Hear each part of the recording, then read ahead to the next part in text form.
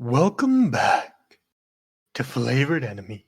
Tales of a Two. Oh, I can't even get through this thought. This is too much. Honestly, you all thought you could. No. Let's take it back to the beginning, shall we? Oh, where was it? Where was it? Oh, it was in the deep, dark pits of the abyss, in the waking moments of one dear Callie Kay. Now there's a wild card. Callie, can I get you to roll me a perception check, please? That is a 16, DM. Good. You see all around you this weird, hellish landscape. You see large, toppled spires like castle turrets. You see decrepit-looking souls of what were once gloriously clad kings and dukes and sheriffs, monarchs, queens, mayors, all kinds. But now they're just monotone. A weird, eclectic collection of grayscale, only being kept up by thin silvery strings, all leading back to the top of a set of stairs. The stairs lead to what you would assume is a skeleton, except it's not a natural looking skeleton. This thing is huge, and it doesn't seem to be any humanoid shape. It just looks like this weird bone mound. But the closer you get to perceiving it, the closer you get to really taking in what it is that you're exactly looking at, what you really see is the bone inlaid into stone, making this large domed structure. And you find yourself drawn into it until you're standing at the bottom of these onyx and bone stairs. All these strings leading back into this building. You don't see any of your friends around you. You're not even sure how you got here. All you know is that something calls you to that mound. What do you do? Something's calling me to the mountain. Can I insight check this feeling? Sure. Cool. I'm not super great at those, but it's a dirty 20.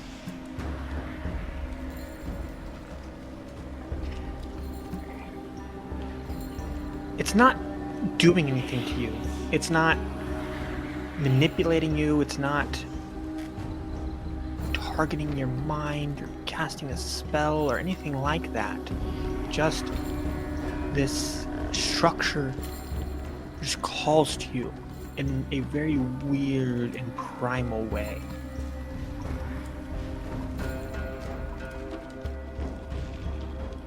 Sick. I'm gonna go up to it. Cool.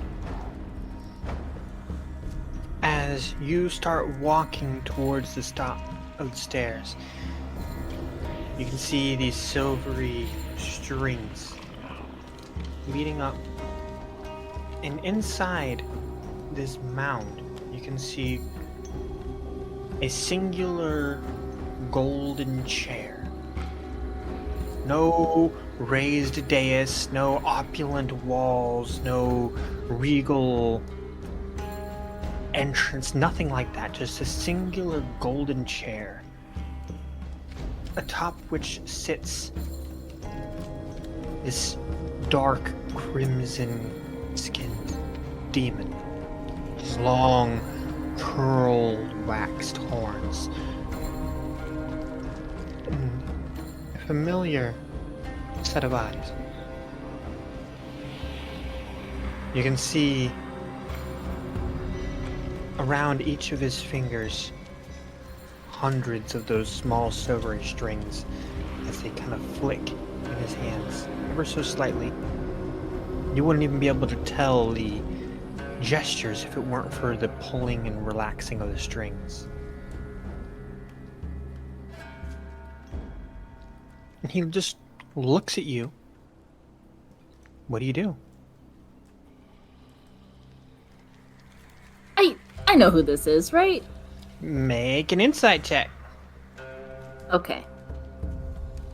Another insight check. Ooh, that one's a 12. You have a fairly good idea who this is, and you feel like you can trust this person. You feel like this person has never let you down before. Yeah. County K! It is a wonder to see ya! Hey, it's great to see you two in person without, all the weird, fleshy bits. You're not a big fan of the glamour, huh? I rather have things be what they are, usually. Well, you gotta make sure that everyone doesn't go screaming and running until you want them to go screaming and running, am I right? That's entirely fair. So what's up? Well, I heard it from one of my family members, as it were, that you're all taking on good old Marcus Demon, big old douche king himself. Yeah, something about we can't kill him, so we gotta Yeah, well, I wouldn't spill the plan beans to me, Who knows who's listening? As he kind of looks nervously up. Oh, sure. Anyway, yeah, we're gonna fight that guy and take him out of power and free the people of Basrai. That's the plan. Well, I must say, I am a big fan of this plan, and I don't mean literally because, well, you can see there's no hot air blowing from me. But also not fan-shaped. That is true. That is true. But I could do more than just be a big fan. I have something here from an old demon of mine. Demon Knight passed away in the line of duty. He's not going to be using it anymore. It's not you taking the mantle of Demon Knight, by the way. While mortals can do that stuff, mortals can become Demon Knights, mortals can become angels, what have you. That's not what I'm doing here. This is just a magical item for you to use to dethrone a certain monarch. Maybe 2, maybe 3, Depends on how you're feeling after the first one. Or we dethrone all the monarchs and we don't worry about it. I am a fan of that plan too. Why stop at 1? Yeah. Why stop at 1? Here it is. And as he slides a case towards you, it's a long leather case, about 5 foot wide and about 1.5 feet long. You can see a beautiful skull latch in the middle. Have a look. I definitely know how to press buttons. Yeah, I'm gonna open this case and see what he's offering me.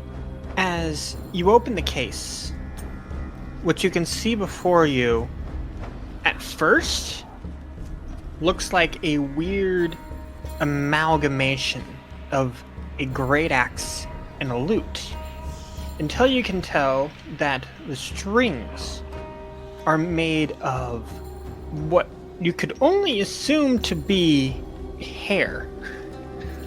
Much like how like the twining of violin and viola strings are ground to make it, but these look to be braided and extremely taut.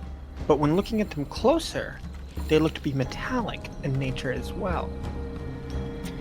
You can see that this thing looks to be constructed as well with the spine of a dragon. Why don't you go ahead and read from your character sheet what it is you're looking at. Read it aloud for everybody else too. Yo, okay. This is cool. So this is the Axe of Audacious Anarchy. It is a great axe that requires attunement via "You must play the best song in the world or I'll eat your soul." It says it was forged in the deep caverns of the Dragon Ring Mountains by the raw energies of fire and light, body and mind, beast and man, using the backbone of the ancient dragon Beta and the forbidden knowledge of flipomorphology. Fucking sick! So, I'm very excited about this. Wow. That's the thing. I'm right here. So, you just gotta play me a song. Well, not just any song. Okay. All right. I'm gonna pick this thing up.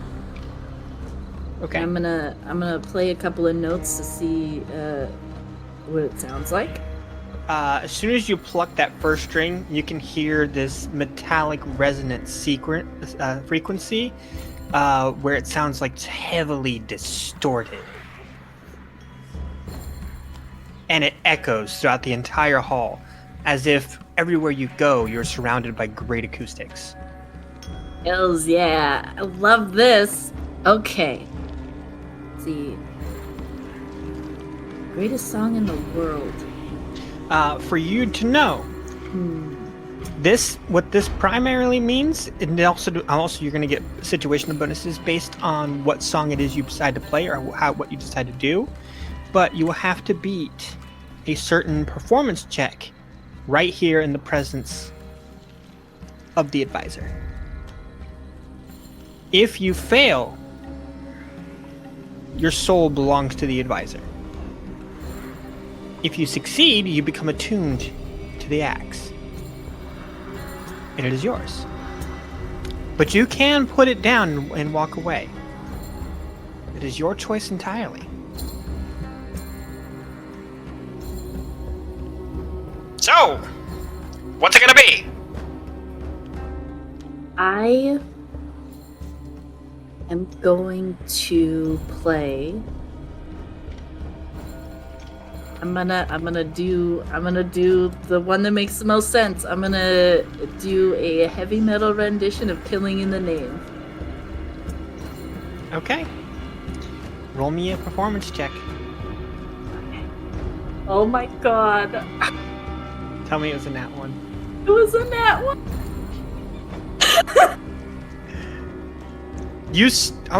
Roll a percentage first. I need to hear what the percentage is. How bad this fuck up was. God, I hate everything. Hang on. 70. Wow. Okay.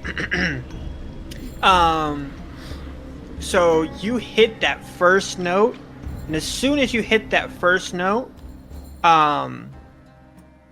instead, the note, you feel your fingers kind of shift a little bit, and instead of the first note of "Killing in the Name of," you instead strum out "All Star" by Smash Mouth. Somebody once told me the world is gonna roll me. Why ain't the sharpest tool in the shed? She was looking kinda dumb with her finger and her thumb in the shape of an L on her forehead. Well, the gifts are coming and they don't stop coming. Fed to the rules and hate the crowd running. King makes sense, doesn't live for far. The rain gets warm, but your head gets strong. So I'm gonna need you to roll performance check again. When you have a choice to either stop, reset, and play again, or continue on playing All Star by Smash Mouth. No, I'm gonna try it again. I'm not gonna play All Star. That's not my bag. Sorry, hang on. I'm just getting used to this. 1 sec. Let's try this again. That one's a 28. So what does it look like? Why don't you describe to me exactly what happens as you lay into this absolutely wonderful rendition of Killing in the Name of? I'm gonna readjust my hand on the neck of this super sick axe and take a deep breath and think of all of the things that I keep buried on the inside because having any demeanor other than bright and happy and sunshine is not allowed, and just pour it all into this. So I let go of the sort of fake happy-go-lucky person that I pretend to be. There's no reason to be anything else in this moment. And just the angriest I've ever shown anyone. As you absolutely lay into this, the guitar smokes and catches fire.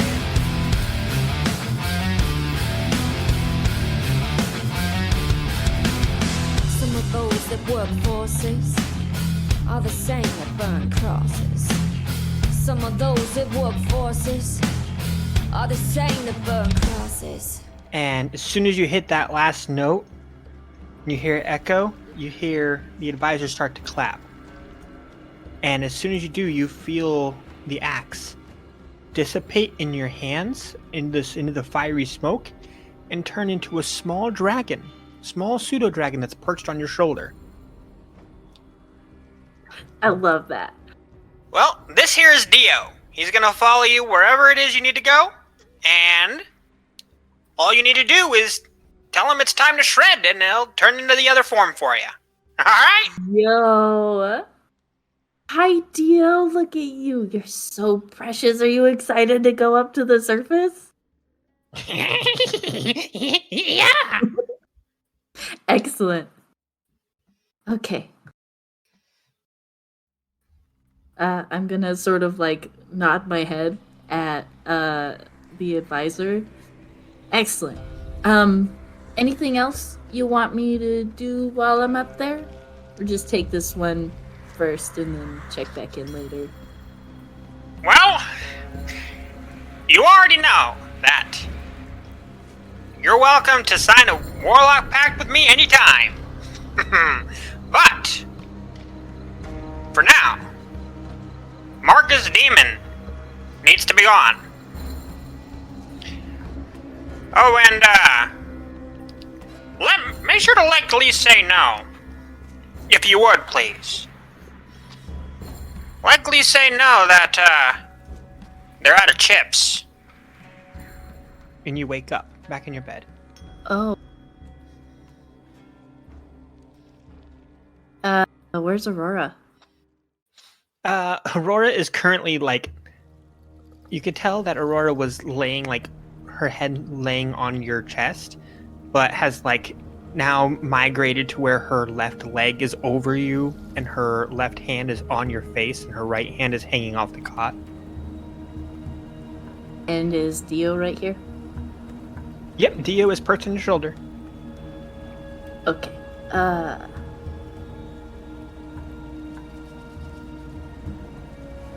I think I'm gonna look over to wherever Glisse is sleeping. Mm-hmm. You don't see Glisse there at all. Okay, I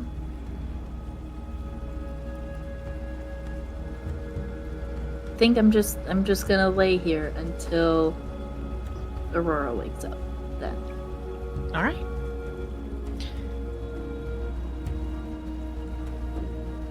As morning starts to rise and you all start to wake up after a long night, Quincy, you wake up and find that you have, maybe in your sleep somehow, put on your nasal strips for your snoring.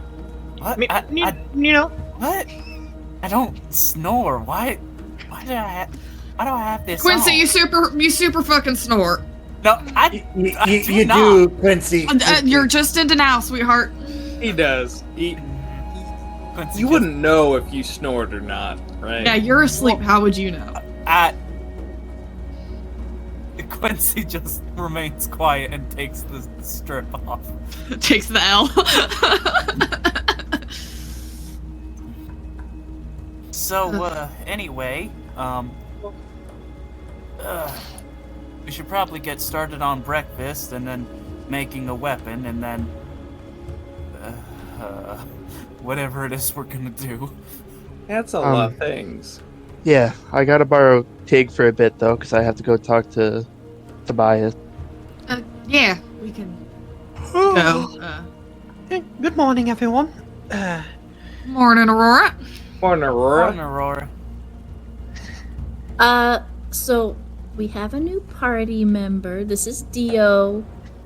Oh, Everyone Cute. sees the tiny, like almost like putrid green-colored dragon perched on Callie's shoulder. Oh, that's little wild. guy. I like that. Where'd you find him?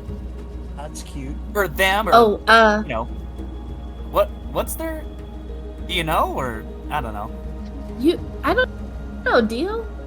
You have pronouns? I think I ate some of those once. They're like a beetle, right?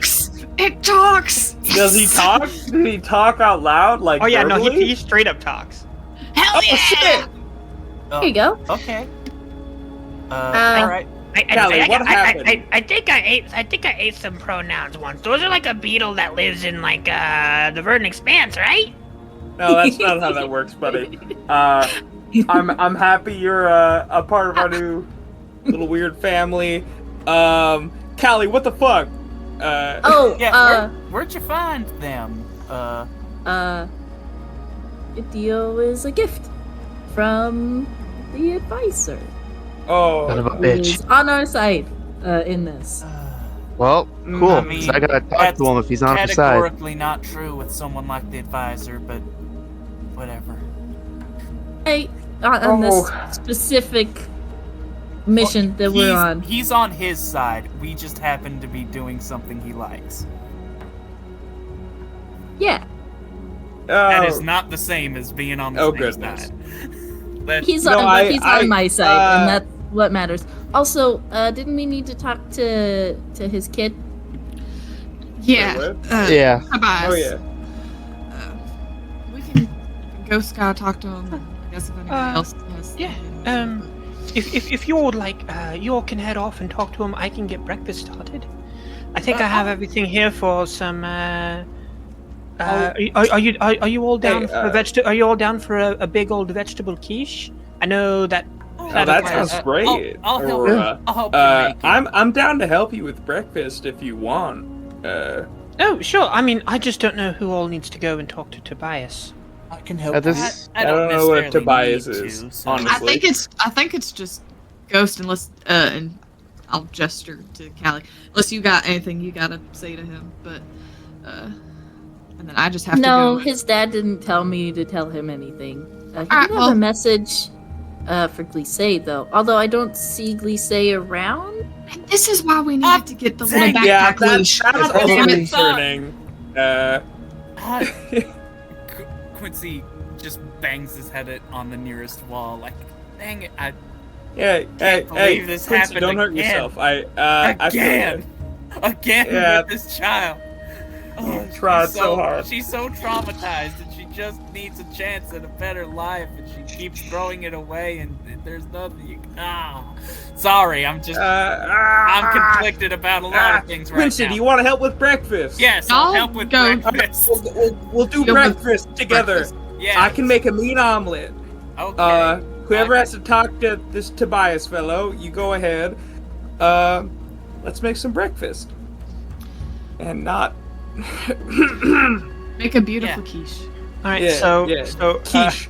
Quiche. She'll turn up eventually, I guess. Make it a quiche. For those of you who's going over to Tobias. I am, because I have to Me. translate. Okay. And also, I have to go figure out where the forge is, so Okay. I can make a weapon. Okay. So because of the fun that is doing this without video, who said me? Oh, I'm sorry, Tig. Oh, Tig and Ghost. I just assume you know my voice by now and just Well, no, know that because it's me all the time. I got multiple me's at the same time. Got it. Tig and Ghost, I think, are just Yeah, I good. think it's just Okay. Tig and Ghost. Okay. Then you'll find that you have a third person who is accompanying you, Tig, Sure. who is not looking like the usual self right now.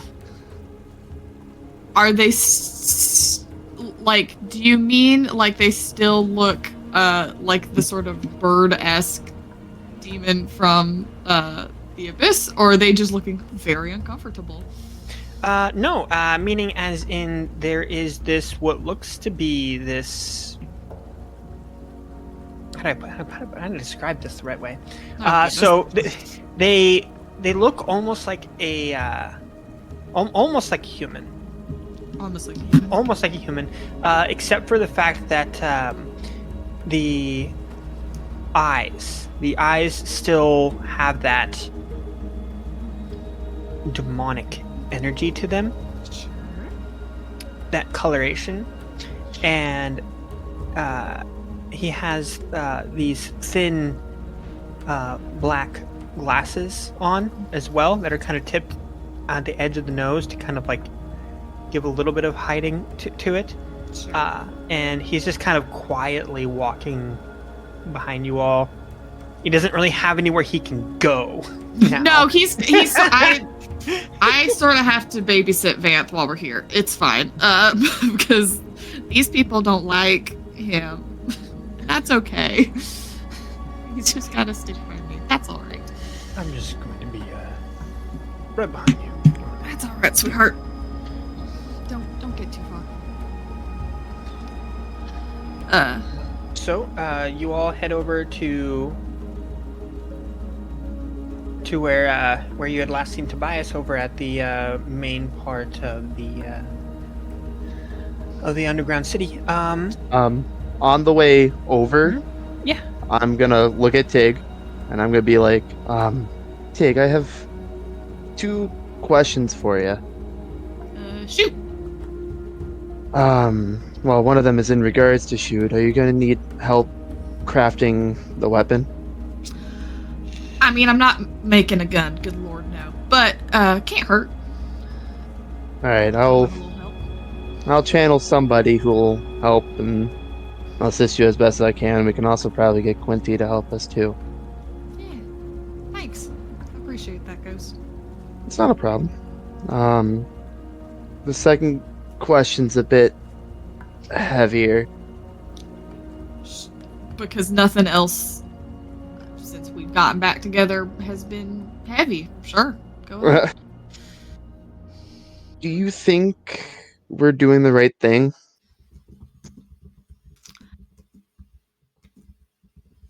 I mean, I'm gonna look at Ghost. I'll be like, care to elaborate what you mean by, I guess, the rat thing? I guess I'm having second thoughts in the sense of I was suddenly thrusted with sword, and Tobias is an ally now, and I'm unsure if the right thing to do would be to send more people into harm's way, and but the timeline collapsing, was that the right thing to do? Was the timeline casting the big spell the right thing to do? I'm just lost, I guess. Sure. All right. Well, I can't, I guess, account. You remember, I was in a jar. So I wasn't around during the timeline shunting.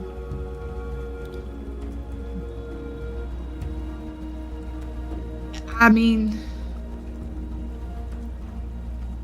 right and wrong is such a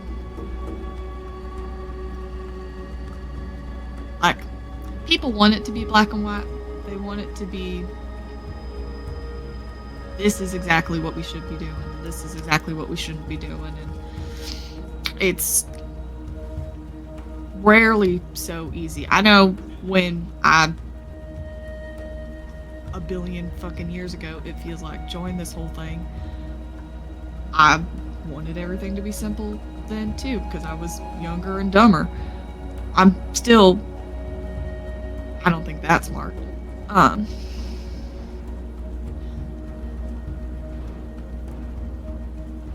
I guess the way I view it, right, is you can. The world's changing all the time, constantly, and you have an effect on it changing, and you don't have an effect on it changing because it's going to change regardless of whatever you do, right? But I feel like if we don't do anything, then we can't be upset with whatever happens, right? Because if I know that I went out there and I did whatever I could to help make this world the world I want to see, I will feel good about myself. But not even just myself, like just knowing that even if it doesn't, I guess, pan out, which, good lord, if it doesn't pan out, we've got so many bigger problems.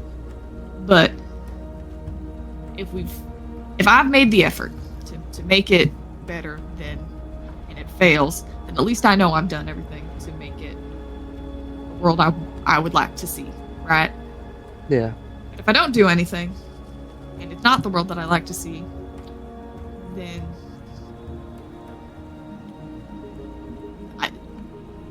I feel like it is better to affect change than to just wait for change to affect you.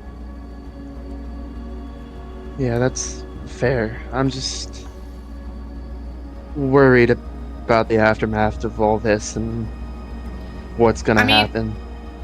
That's fair. I worry about that all the time. And I also know that we can only do so much, right? Like the timeline that we came from, the future that you and I remembered, we deposed Drian as the King of Steam, and because he was building a big old bomb to wipe out the whole planet. And then, apparently, according to the note we got from, I assume, Briar, it wasn't signed, but the writing reads like Briar's, something similar still happened anyway, even though Drian was never on the throne. So, some things just go on and do as they're gonna do, regardless of what we want or what we can affect.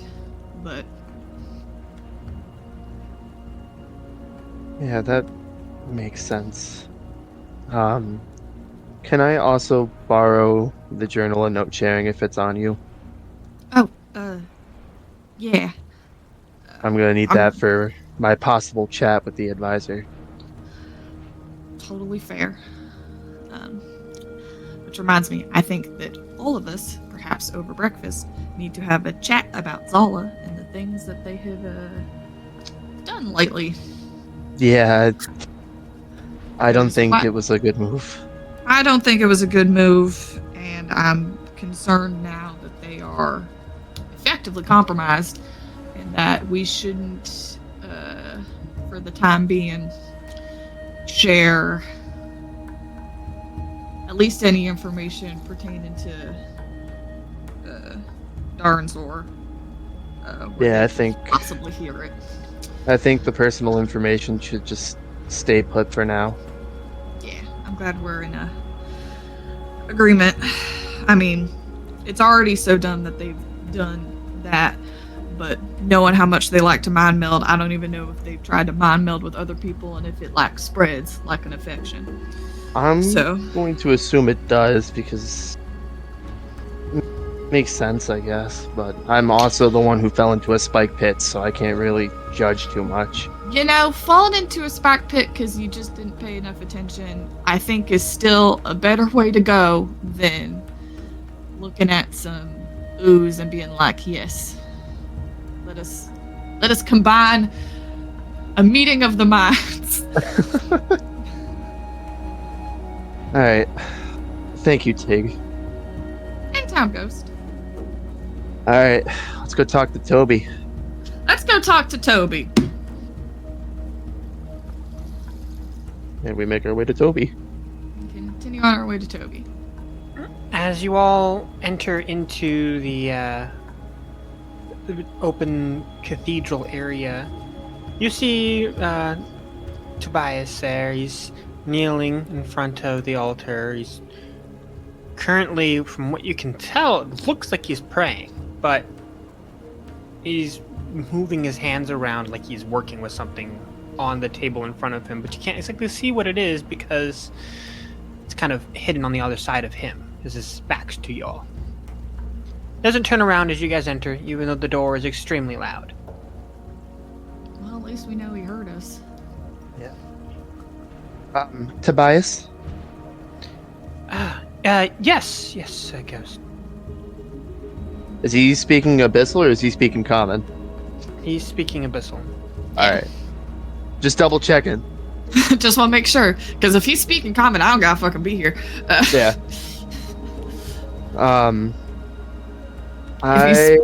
Speaking Abyssal, I'm just translating whatever's being said. I just wanted to double check, because if you just suddenly started speaking Common, there would be a... I'm gonna look at him and be like, I need to talk to your dad.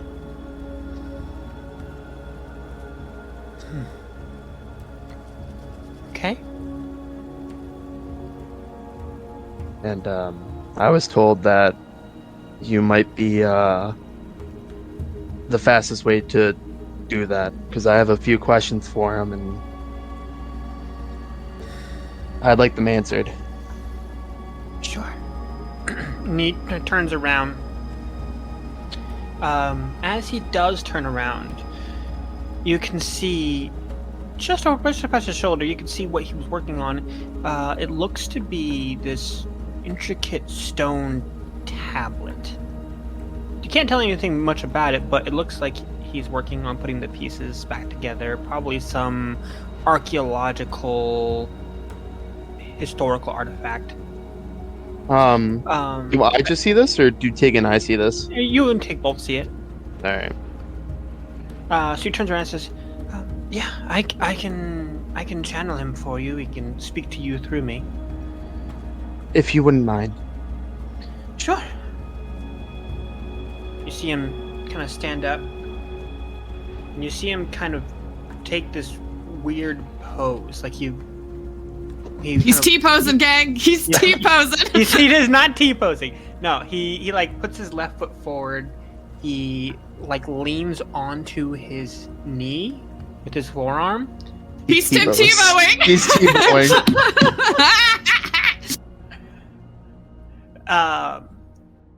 He said, and then he kind of looks up. Well, if it isn't Ghosty Boy. Alright, you son of a bitch, I need answers. Coming off hostile. I like it. Well, yeah, considering you told your son you prophesized about me. What's that all about? Hey, what's life without a little bit of prophecy, mystery, and wonder, huh?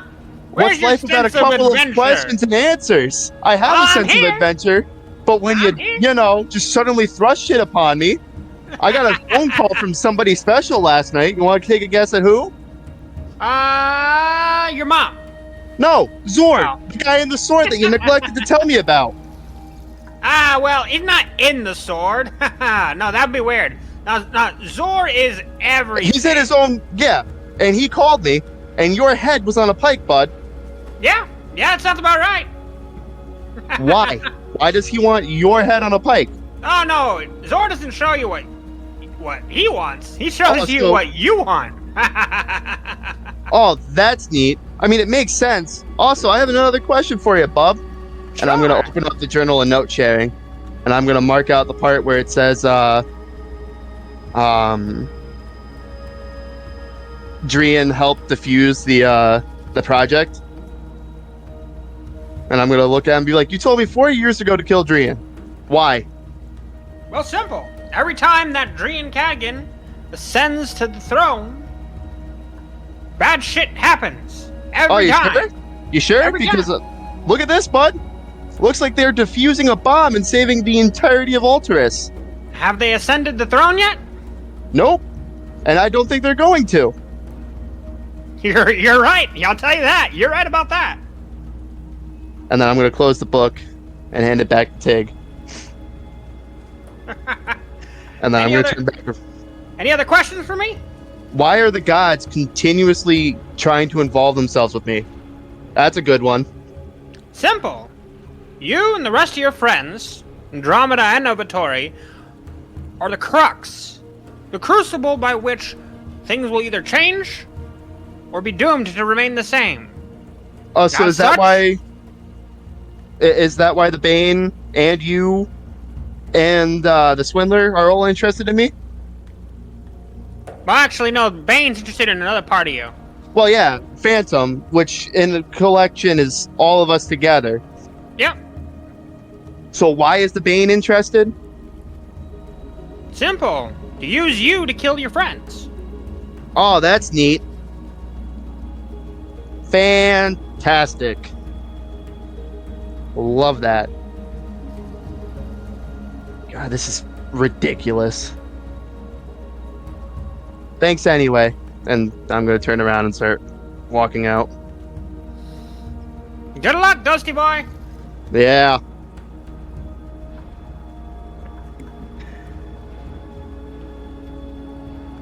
Oh, and Tig, congratulations, by the way.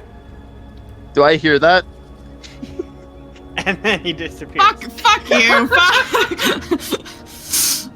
Do I hear that? Huff my nuts. Yeah, you know what? You do hear that.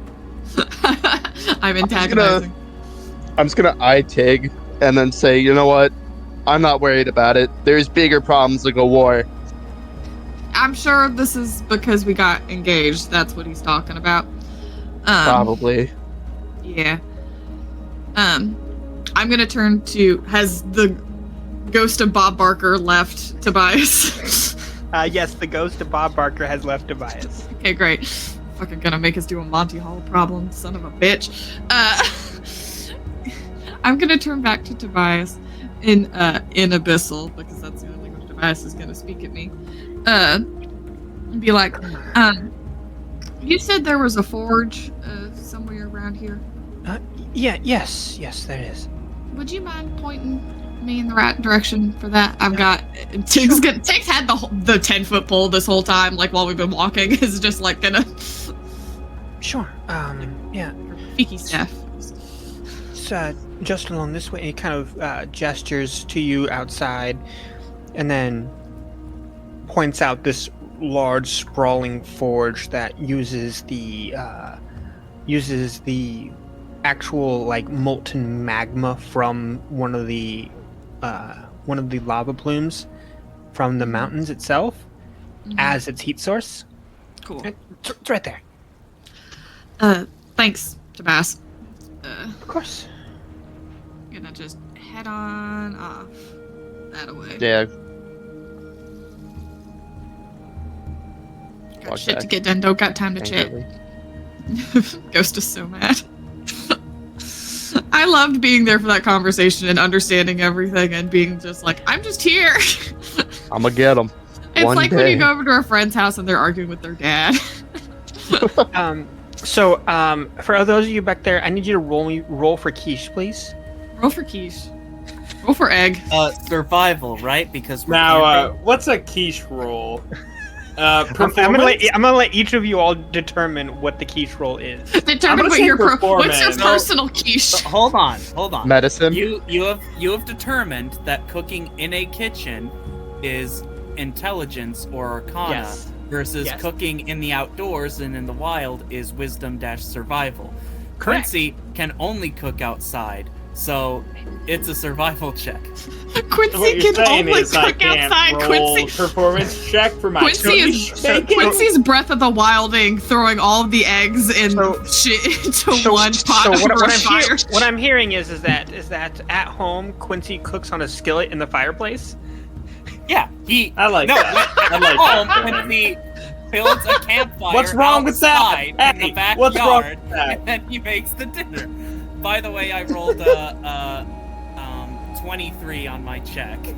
Okay. I'm gonna roll performance check because I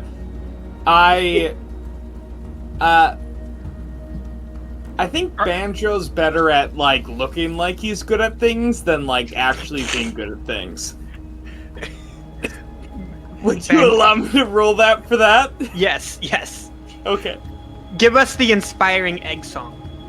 Absolutely. The egg song. Egg. There's an egg in the pan. And the egg is for nestling with the bacon. We're having a good time making a quiche with the artichoke. I put that in there because that's good shit. Artichoke, good shit. Good vitamins. And we made a good quiche. Quincy I hope I roll stares- that one. I hope I roll that one. That was so Quincy bad. stares at Banjo like he grew a second head. Hey, listen.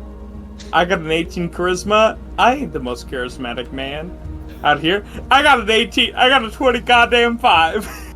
You know, Quincy, this was such a moving song about eggs. It was good.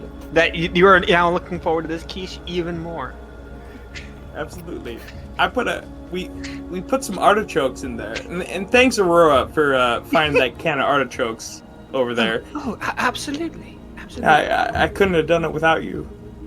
Is anyone else rolling for quiche? No, but I'm gonna talk to Aurora.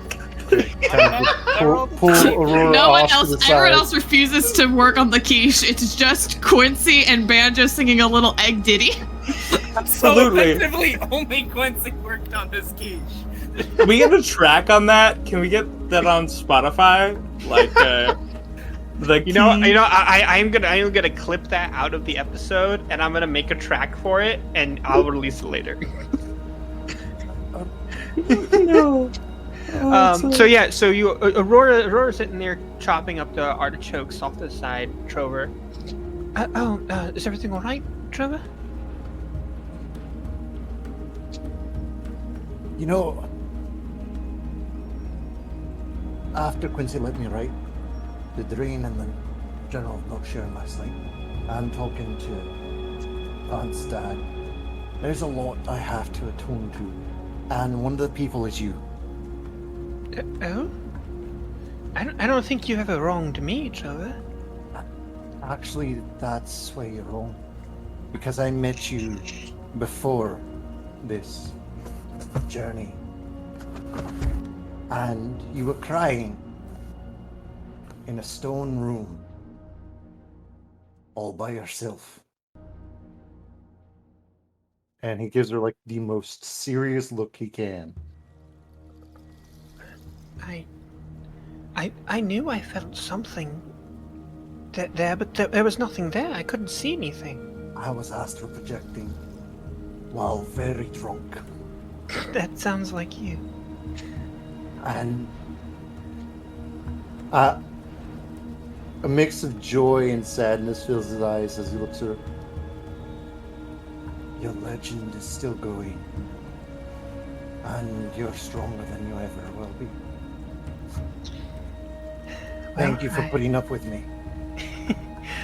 Of course, and I am delighted to know that you'll be continuing to be around with us. And I know Eve will be also delighted as well. When we get back from this, I want you to go to with me to the blacksmith, 3 doors down from Lyle's place.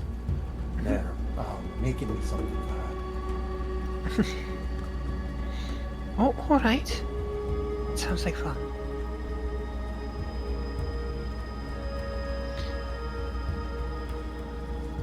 And with that, we cut back over to Tig. Ghost, did you follow along with Tig to the forge? Yeah, I told Tig I'd help her. Okay. So you get to the forge. Yeah. And you see there is this warforged. You can see he's got this he's very, very broken and beat up. He's got this cape that's kind of over his left shoulder, where you can see there's just not even a eighth of the arm left, just enough past the shoulder joint where there's something moving, but that's about it. And the left leg has been literally just replaced with a spike for anchoring into the ground. Mm-hmm. And that's it. And then the rest of the pieces, there's a bunch of exposed wiring and metal bits that are kind of nicked and cut and bent and busted. And he kind of speaks with this really modulated, broken, crass and raspy voice. You need any help?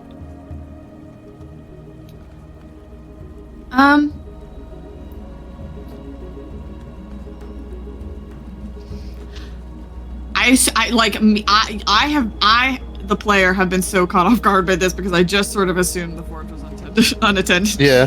No, it looks like he's the only person there. Is this you can also tell that this person is probably a blacksmith.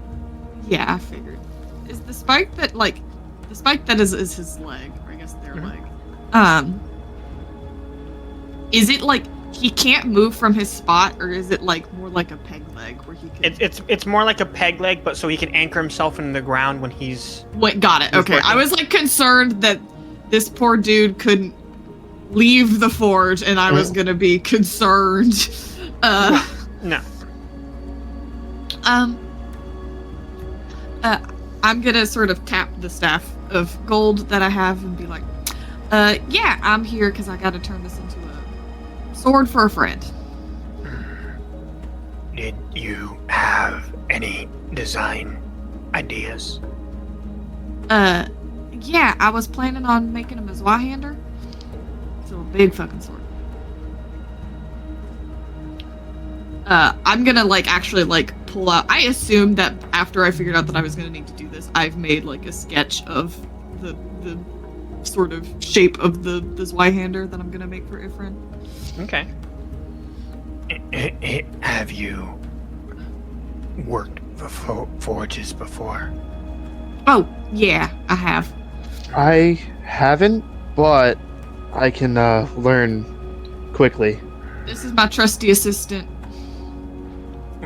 And then I'm gonna point behind me to Vanth and be like, this is my other assistant. Oh, thanks, darling. Take that, Vanth, I'm trusty. If you all would like, here is the clay for making the molds. You run the metal through here. It pours molten from here into the molds. And then you have to quench it. This lever here releases the ice blast from that, which will quench it very rapidly. Perfection. I'm gonna get started. Get to work. Alright. So can I get you to make me a Arcana check? Cool. Followed by a blacksmith tools check if you have blacksmith tools. We agreed before that I have Smith's tools, yeah. They're just called Smith's tools, so I was like, wait, these different? No, I'm just a dumbass. This is the second time today. What do you need me to be proficient in to help? So you said Arcana and then Smith's tools are my stuff that I'm rolling with? Yes. That's correct. Smith's Tools is that a dex check? I can't remember what the actual check for using Smith's Tools is. Or if It's intentionally vague what It's skill you're supposed to intentionally use. vague. So I think the idea is that you can theoretically, as a player, just choose whichever ability you want to use. It's for me. I would usually rule it as wisdom.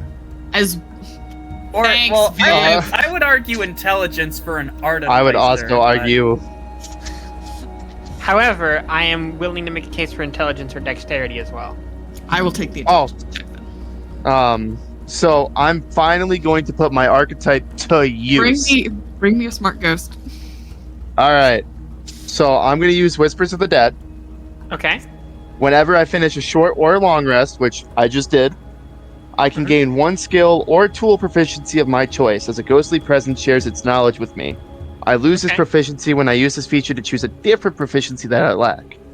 Mhm. So I'm going to choose Smith's Tools as well, and I'm going to assist Tig.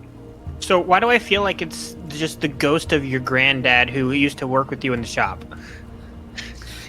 It's a ghost of somebody. I mean, that could work. I just, It's me, your grandpappy! Did you mean Ghost's grandfather or Teague's No. grandfather? Because both of those are wild. yeah. I just summoned a ghost of blacksmithing tools past, and here we are. The ghost of blacksmith's past. You know what? You know what? The ghost is officially Ghost's granddad, voiced by Taylor. Continue. Hey there! It's me, your grandpappy soul! Granddad? Yes! My soul's left my body. I've come to help you in your time of need! Thanks, Granddad. We gotta make some. We gotta do some smithing, Granddad. What can you tell me? Smithing! I spent 30 years smithing! I can do I know, that that's why I in my just- sleep! Hold on, let me show you how it's done, you whippersnapper.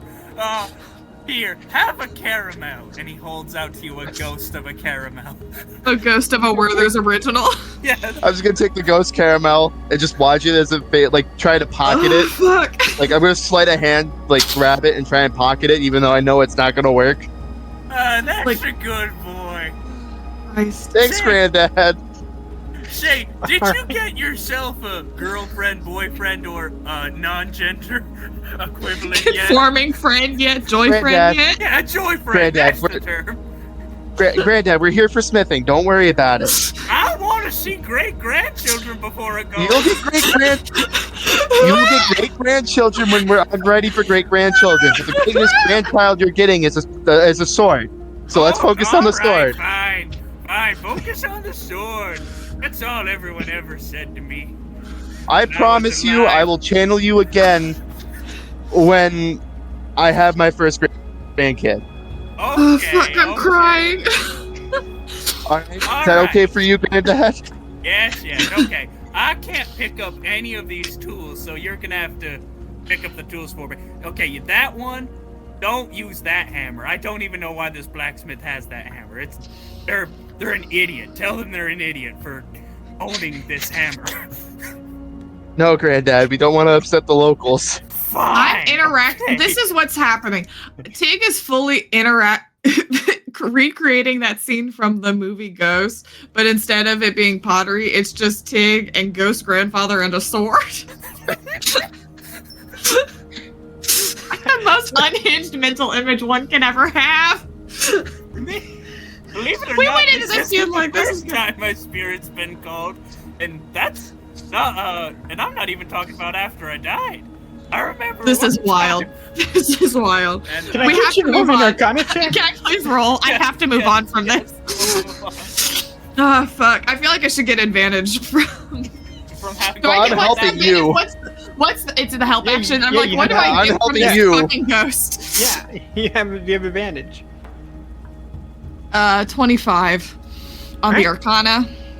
So you melt the bar into the kiln part of it as the molten metal bubbles, and in the swing through the magma in the bowl and lifts up the chains into the back of the forge, and starts to rest there, waiting for the mold as it's still bubbling.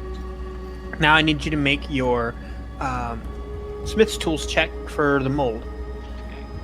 With advantage with help from Grandpa. Grandpa Ghost. Yeah, Grandpa's soul. Grampy Ghost. Don't worry, Granddad. Your soul won't go into the sword. I promise.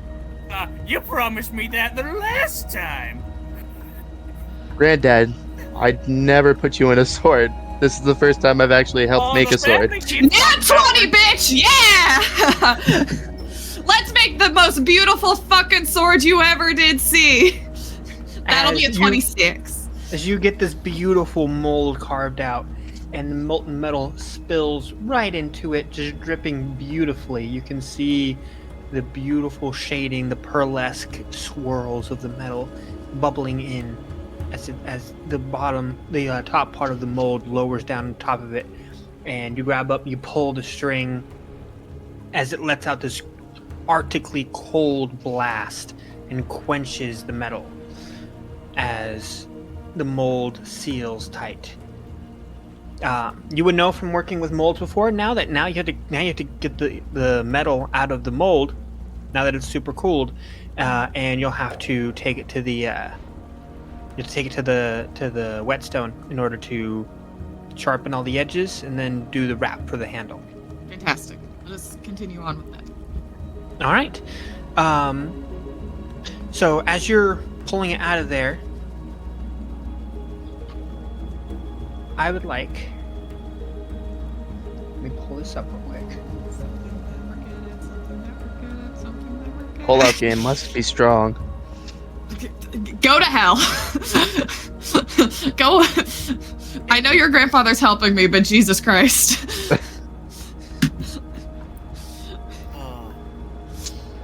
Thank you, Grandpa Ghost. Do you happen to have a DM's guide nearby? I do. There is a section in there that talks about custom magical items. I'd like you to choose one uncommon magic effect and one rare magic effect to grant to this weapon that you have created. Look what we did, Granddad. Can you say that again? One uncommon and one rare magic effects. Okay. Can I have you go back to the quiche boys while I do this? Yes. I'm giving you something to do while we're happening that. Perfect. So, as we cut back over to the quiche crew, the if you will, it's like a sequel to the Pastry Quintet. Yes, the quiche crew. I have a feeling I should be helping with something more important than the quiche, but You know, this situation seems vaguely familiar. Yeah, not I don't sure know why. Listen, people. Egg. Oh, Y'all think that egg is the staple of nutrition? At least you weren't about to go on to the rant about which came first, the egg or the Gleeglocks. No, eggs aren't all they're cracked up to be.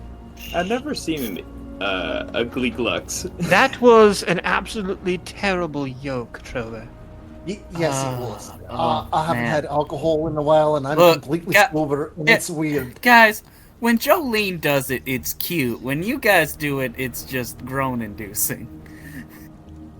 Oh, we're not cute there, Quincy? No. Banjo, you're a little cute. And Drover's like moving his hand up and down. Okay. I think you got a lady looking after you though. So But don't you as well, Banjo? Well, of course. She's in Elf World. She's in Elf World? No, Dara Lynn. Or I thought that was a city, not a world of its own. Yeah, that's where she went. She went to that city. I'm not angry or upset about it. That she left without telling me nothing. Don't worry about it. We're making this quiche. right? The quiche is done, Banjo. Yeah, It's been done we're- for 10 yeah, minutes. I know. I'm looking at it. We've been chopping sides this entire time. You've nearly cut your finger twice cutting that carrot. Yeah, I'm looking at that carrot. Don't worry about my wife. Oh shit, I haven't done that yet. Yeah, that's probably not the right thing to say. Well, What? you can see the worry in Aurora's face. Well, aren't you excited that we're going to be taking on the dictator, Boss Rai, and freeing Yeah, I all want them? to kill him.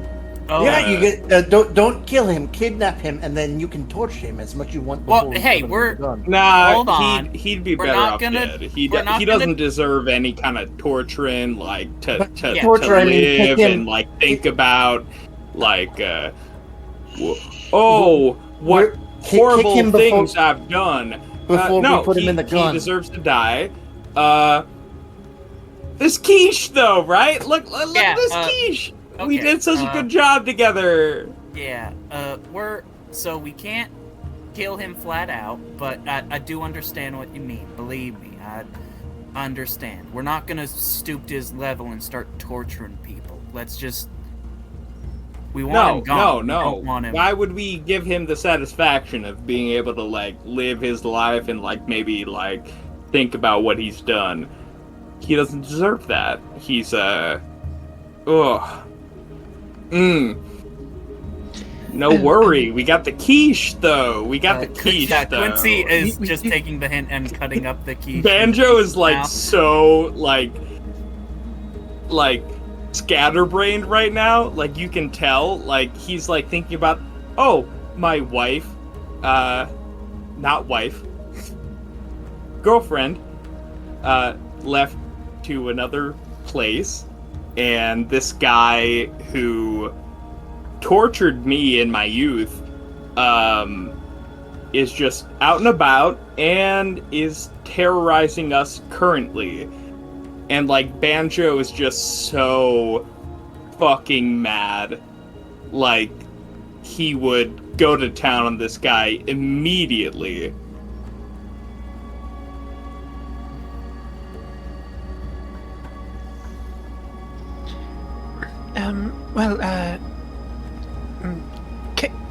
Callie, it's a big time for, well, it's our first big fight, all of us. Sure is. Well, at least you have Dio now. Yeah. Hey, Dio. You want to show him what you can do? Yeah, sure. Hells yeah. You ready to rock? You see Dio breathes fire, and it turns into this circular ring of fire, and then the big old guitar just drops into your hands. You want to describe what it looks like? Yeah. So it is the neck of it is a dragon spine going down into like a very sharp set of bone plates that come out to various points that I am able to avoid, probably by a little bit of magic. The strings are just almost ephemeral looking, and it is sort of like, it's definitely made of bone, but it has been washed with red and black pigments. So it's like a very deep,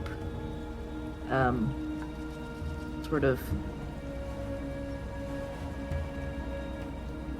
like you can see all the pores in the bone because they're highlighted by the black pigment, and then everything else is red. Banjo, you see this wicked stringed instrument, and like you get that old spark of joy from the soundscape, from seeing Ollie North in Punk Rock City and everything like that. and you like instinctively go to like grab your instrument. It's time to play. Callie, do you want to? You want to rock out? Rock out? Let's- Hell yeah! Let's go. Hell yeah! Let's do it.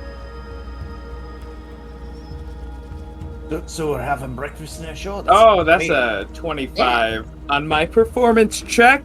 Let's go, Callie. Let's go.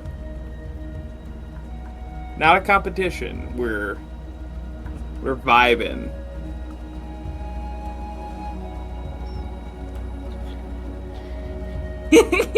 No, That one. Kelly. It's okay. It keeps wanting to play All-Star. It once again the goes back first to chord to All-Star. All-Star. Okay.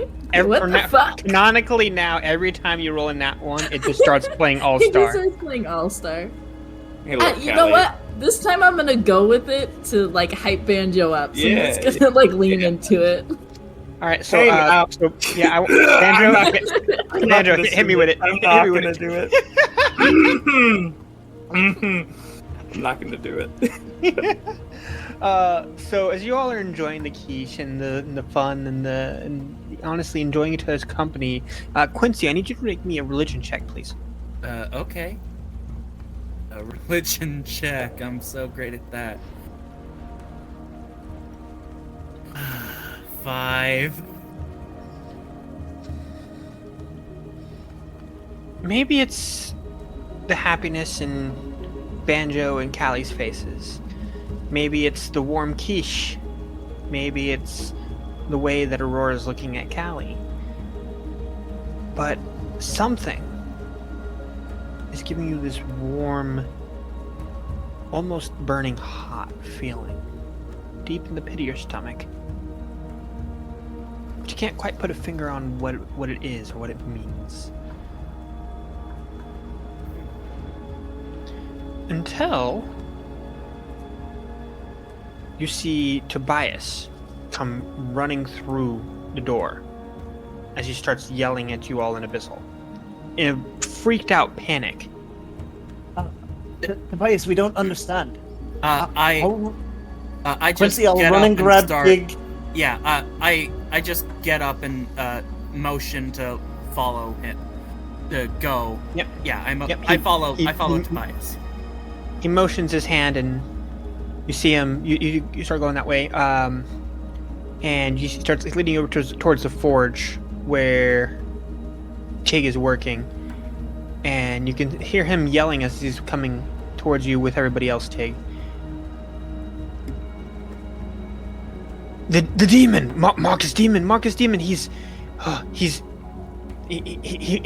was up top. We were watching him. Let's do it. He's preparing to do something with some kind of magical item. I don't know what it is. They have that, and then they just called for the army to approach. Something about Terrace falling, and I don't know what their plan is. I look at Quincy and Tig, and I'm like, Was this was from Tobias, right? This is Tobias saying it in Abyssal to you. He's saying in Abyssal, so Oh, I'm having to yeah. translate all of this. yeah, I don't So- speak that one. Okay, so he's here with the artifact. Sounds like it. It sounds like he's going to use the artifact to make a hole into this city, or make Is that- a hole that this city. Then we gotta That's the one finish that this Jin quest. wanted us to get, right? Yeah. Okay. This man cannot stand any longer. No. 100% agreed. Mm-hmm. All right. It's now or never. So, Tig, please translate to Tobias for me. What defenses do they have to protect the city? I just look at Tobias because I know he speaks common. Um, I'm only having to translate one way. He understands all yeah. y'all. He just won't speak never common. mind. so he kind of looks at you and says, we have a fair bit of people here who are capable of attack and defend and weapons and such, but not much. About 100. That's gonna have to do. Mm-hmm. Okay. Let's see. How far away is Marcus currently? Is he like? Did he find one of the tunnels, or is he just gonna? He's above ground still, but he's preparing some kind of ritual with that magical weapon or item. Okay, we can't sit here waiting for him to. We can't. We're Yeah, sitting ducks. we. First off, has anyone seen Ifrin? He just disappeared. What?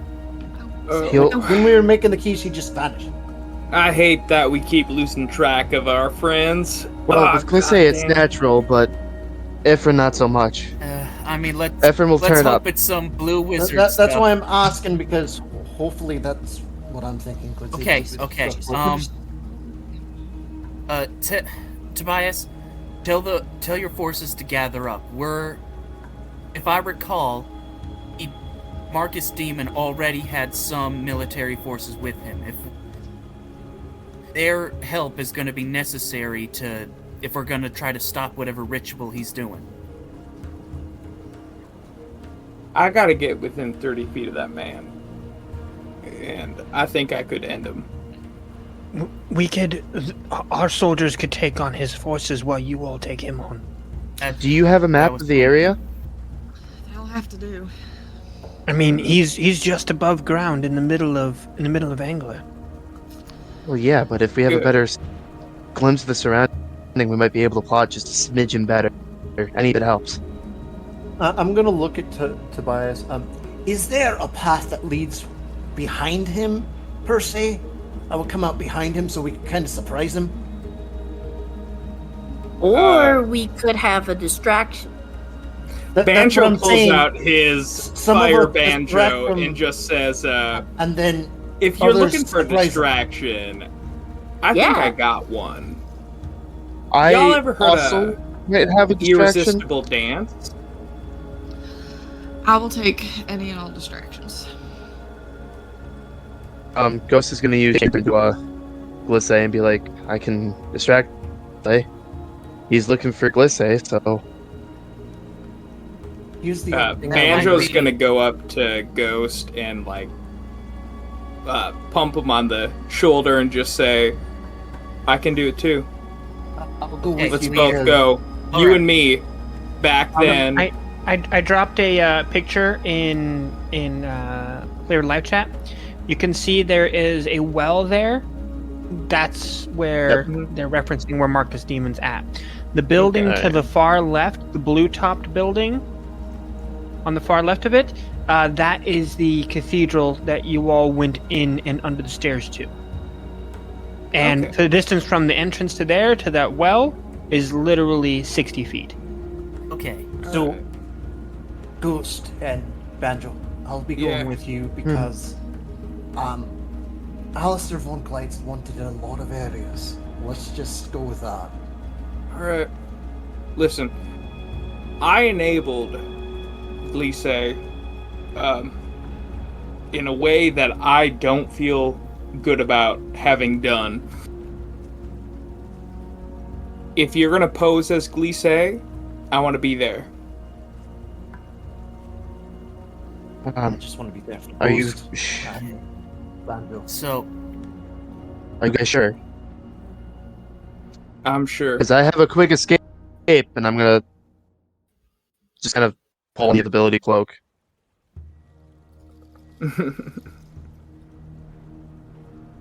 I shouldn't have done that. I'm pretty back fast, then. but we should make do, hopefully.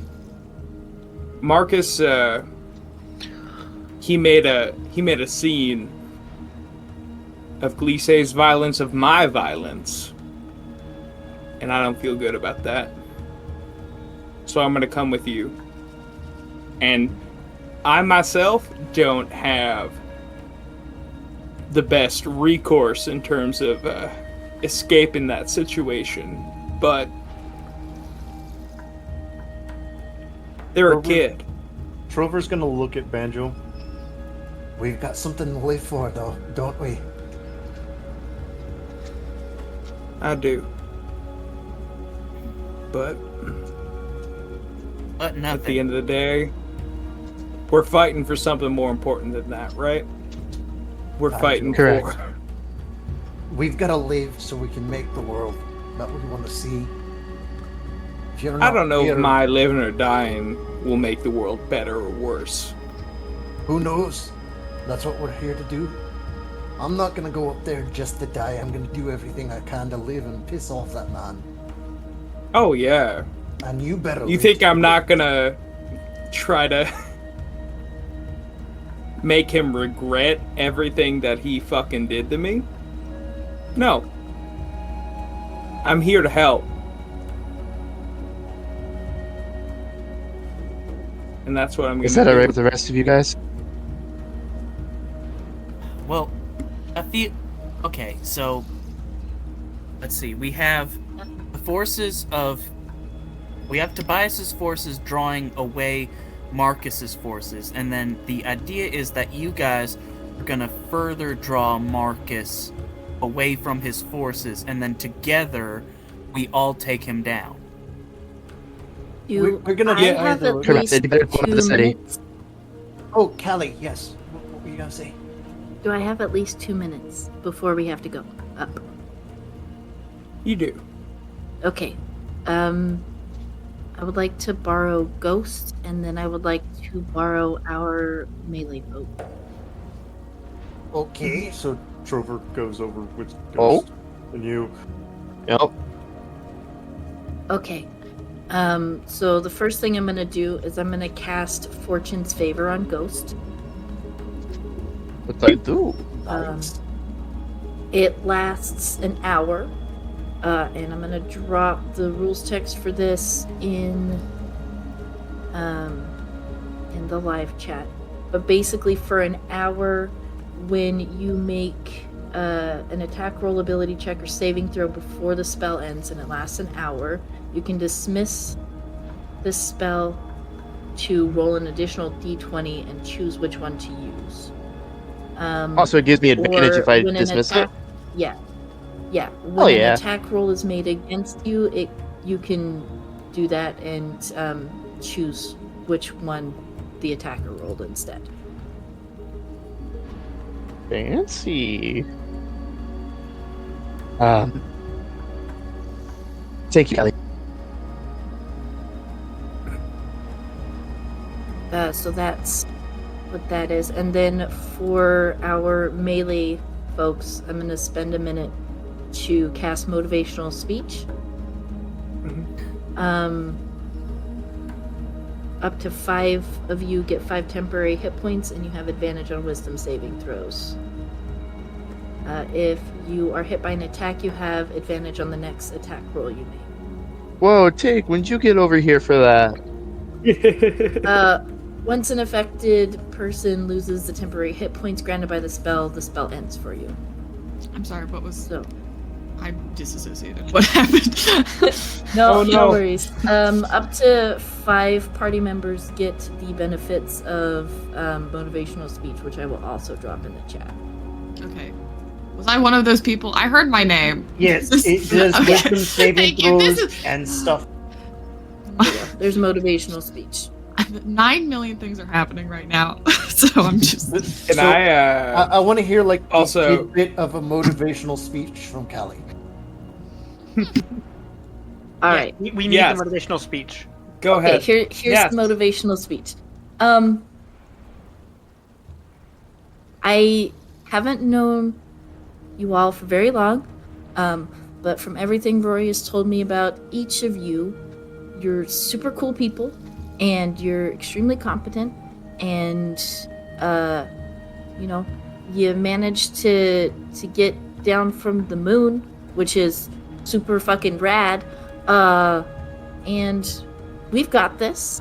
We've got demons and gods on our side. Probably. And, we all know that this absolutely has to be done, or maybe the world ends. So, aim true. Keep an eye out for things that might get you. You got this. I believe in you. That's Best very motivational speech ever. very. It's a great motivational speech. If you have to be angry, use it. Okay. Can I actually quick pull Quincy aside? Yeah.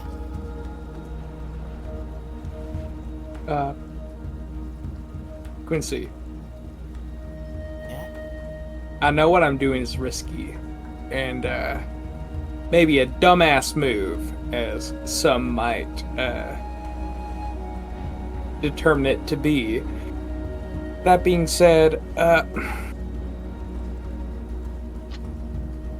I think I've indulged too much in the violence of Glisse and this anger towards Marcus Demon, which is right.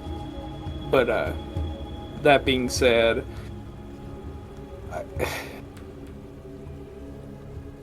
I don't feel right letting other people go to what could be a slaughter without my being there. Yeah. Yeah. I understand that. I have something that I think might help these people, and definitely I'm gonna do what I can. Mm-hmm. Anything you can say, Quincy, is more than enough to help me out.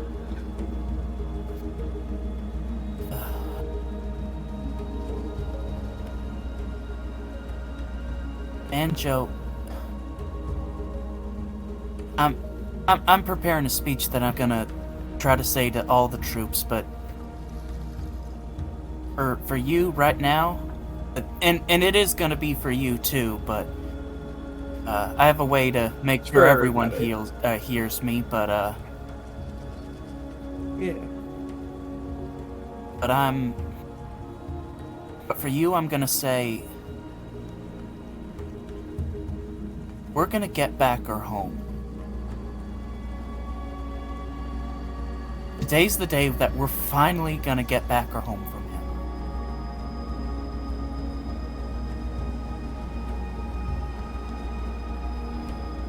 And share it with the people that we love back home. You with Harmony, and me with Jolene. We'll no longer have to be ashamed of where we come from.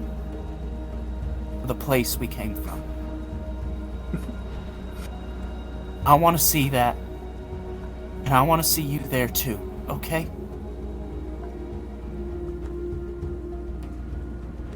Quincy. So we're gonna do this together. Whether or not we can share it, I'm happy that you're a part of making it happen. Yeah. Me too. I give him a hug. I give my goddamn beautiful man a hug. I hug Banjo back as pretty tightly. The first positive role model he ever had as a young boy. He thinks about how much he's grown, like both physically and also just as a person, and how much he's changed. How much Banjo is still his hero. We're gonna make it happen. No matter fucking what. And I want you to know that. Hell yeah. I give him a yeah. I second hug. As you're giving this deep hug, Quincy, you can see off in the distance, you can see Ifrin deep in a spellcasting trance. And I need you to roll me an Arcana check, please. Oh, jeez, I'm the one. Why me? 9. I can do that. You're able to piece it together pretty quickly based off of everything that you've heard and talked about and stuff like that. That Ifrin is getting prepared. Oh shit, he here. Oh yeah, he is here. He's just Hey buddy! It literally just came back on. Oh no! No! Well, good. So you see Ifrin come out of this deep, magical trance, now holding a smoothie, and walks up to you all. Okay, you have a smoothie. Ifrin, are you aware? Did you just channel a smoothie? Difference. What the hell? Well, I don't know. I've been kind of in it for a little bit. Okay, to sum up, Marcus D-Man is above us. He's gonna, he has the artifact we're trying to steal from him. He said something about the fall of Alteris, so I think he heard. He's summoning the rest of his army to him, and also he's preparing to use the artifact. So we gotta go and we gotta stop him right now. Okay. Okay, I'm gonna go give a big motivational speech to the troops. That's great. I have a quick question for the DM. Sure. This is not related to the sword, because I still don't know what's going on with that.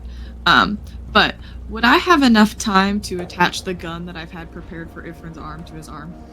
Absolutely. Wonderful. Ifrin, get over here. Yes? I got a gun for you, baby. Let's do it. My eyes light up like never before. I skip over. As you all are getting these things attached and getting everything set up and everything affixed, as you all are working your way towards the exits, towards the confrontation with Marcus Demon, is there anything else anyone else is doing?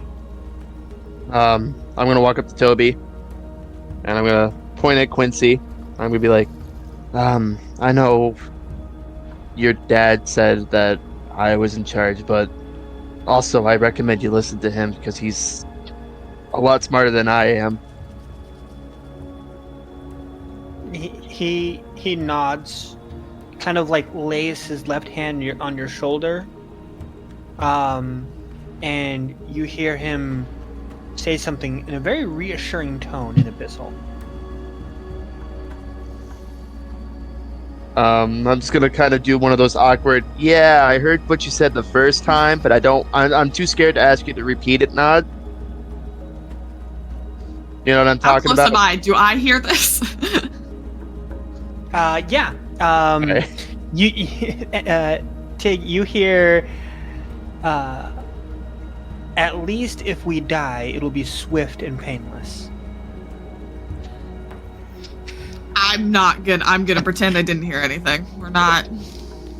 I'm focused on putting a gun on an arm. It's gonna smile and wave. Smile and wave, boys. Smile and wave. I will also give Ifrin the sword. Ooh. I have so many weapons now. This is amazing. I'm gonna put my old longsword down, and then I'm gonna pick up the big one. Alright, as you all start working your way up, I need Quincy to roll me a perception check, please. Okay. I'm better at that. Dang, nabbit. I cast guidance on myself for some reason. Dang, nabbit. 11 total. Off in the distance, you almost miss it. But off in the distance, as you're exiting, off in the distance, this small hill, way far away from the city, but obviously watching the city, you can see a woman clad in white robes, the hood tucked just over her dark brown hair, and a beautiful white bird resting on her shoulder. And she just seems to be watching.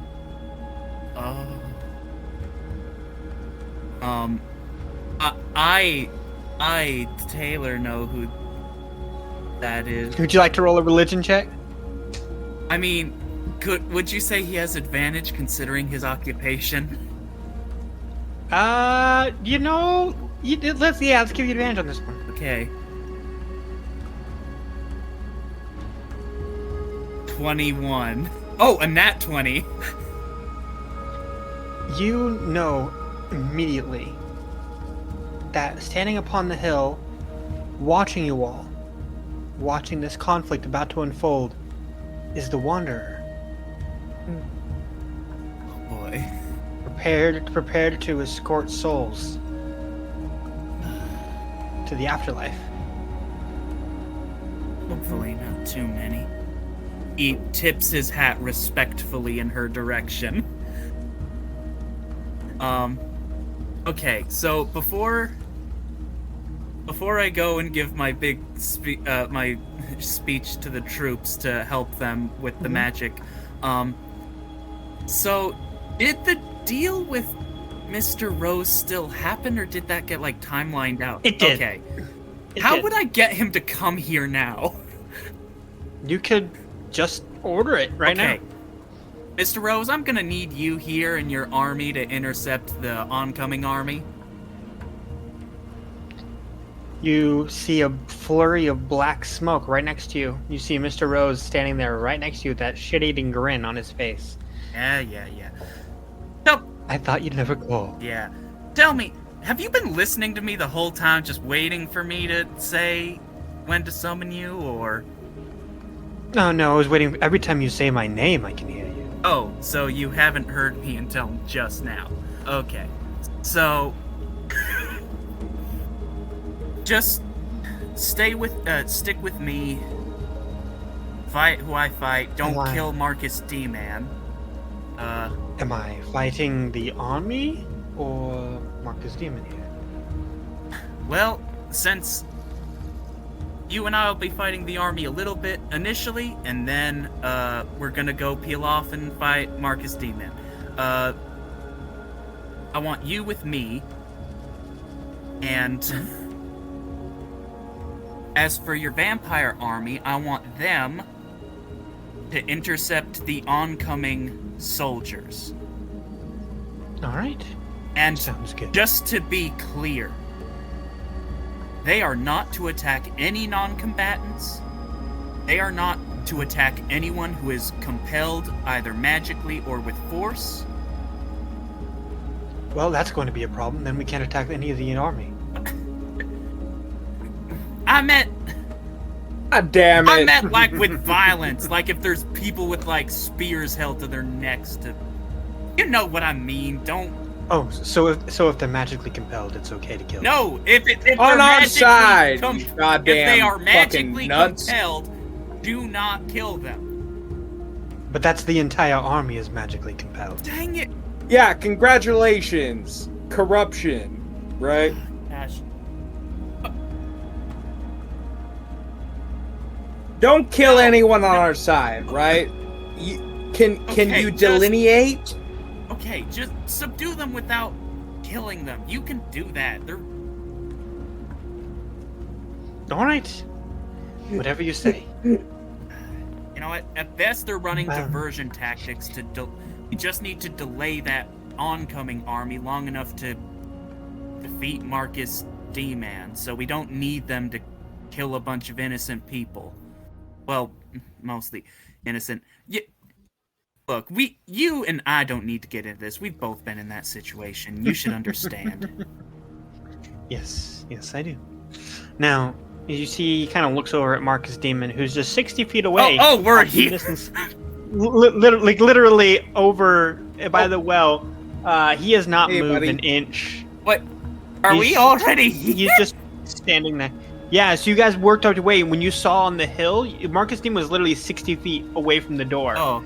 As you were seeing up the hill where we're getting ready to head right into initiative. Okay, Oh. then I guess Quincy will give his speech to the troops now, so he can do the Yeah, do that first. magical blessing that I was given. Is that once per year? I was given this blessing by the Whisper.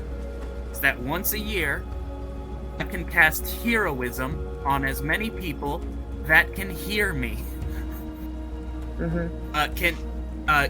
Is everyone is all the troops that we gathered, are they able to hear me right now, or would I need to?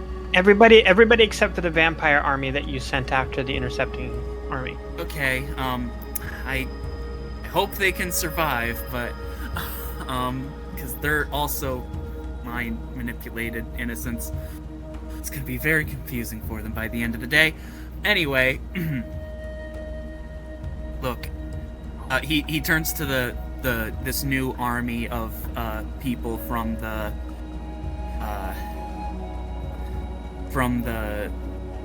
city, and he turns to them and he says, "Look, y'all don't know me very well. My name is Quincy H. Elias, and I was originally from Osrai. And, you know, a lot of stuff happened growing up in Osrai, but one thing that I very distinctly remember is when I was very young, there was me and my friends, we would hang out with some of the rebels that liked to cause trouble, and there was this kind old man. His name was Otis. He had this bag of holding, and inside it he had all these books of history. And one thing that I learned from him is that rebellion is as much a part of the history of Basrai as Marcus Demon is. As long as he's been a thing, people have been rebelling against him. Of course, he doesn't want us to know stuff like that because he's a massive tool. But another thing I remember is that one day, he called it the Rebels Library. You know, all the books that we weren't supposed to read, and he kept a personal list of everyone who's ever given their life for the cause, saying that one day when he's finally gone, that we're gonna build a big monument to all of them. And I remember one day waking up and walking down the street and finding his shop ransacked and deserted. Soldiers taking the last of it and heading out. That's what it's like growing up in Basrai. Sometimes you just turn a corner and people you know are gone. They're gone and you can't do anything about it. And I remember it was moments like that that made me realize that the people of Basrai aren't his people. They're just the first people he conquered. And honestly, all the times that he's been killed before and came back, it made us lose hope. Made us lose hope that anything could ever get better, that we would ever be rid of him. So we mostly just went along with whatever nonsense he tries to make us do. But my mom said, man, this is so long. This is getting so long. But my mom,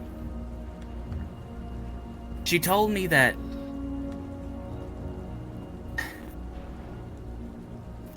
you choose to hold on to hope or not. She told me that it was worth holding on to. And she said, if we keep holding on to, gosh, I Taylor am messing this up.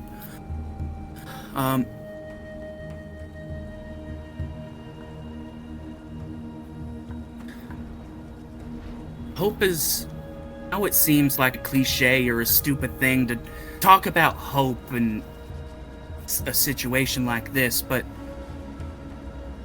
in reality, hope is all we really have. Hope is the thing that gives birth to justice and to...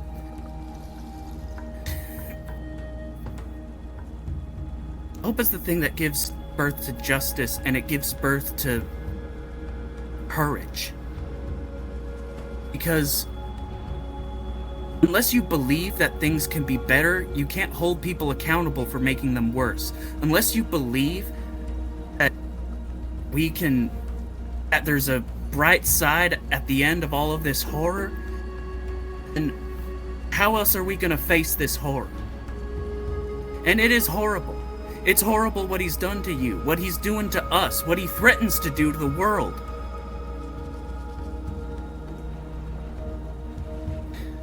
But I can promise you right now that I refuse to let myself fall to that fear. I refuse to be that scared little boy that wondered what friend of his would disappear next. And I refuse to let that man take my hope away from me. Because right here, right now, we have the chance to change all that. Today,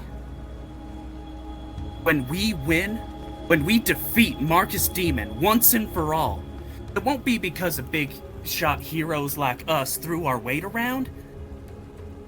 This victory has been bought with all the blood and sweat and tears of every rebel who has ever come before, and y'all are included.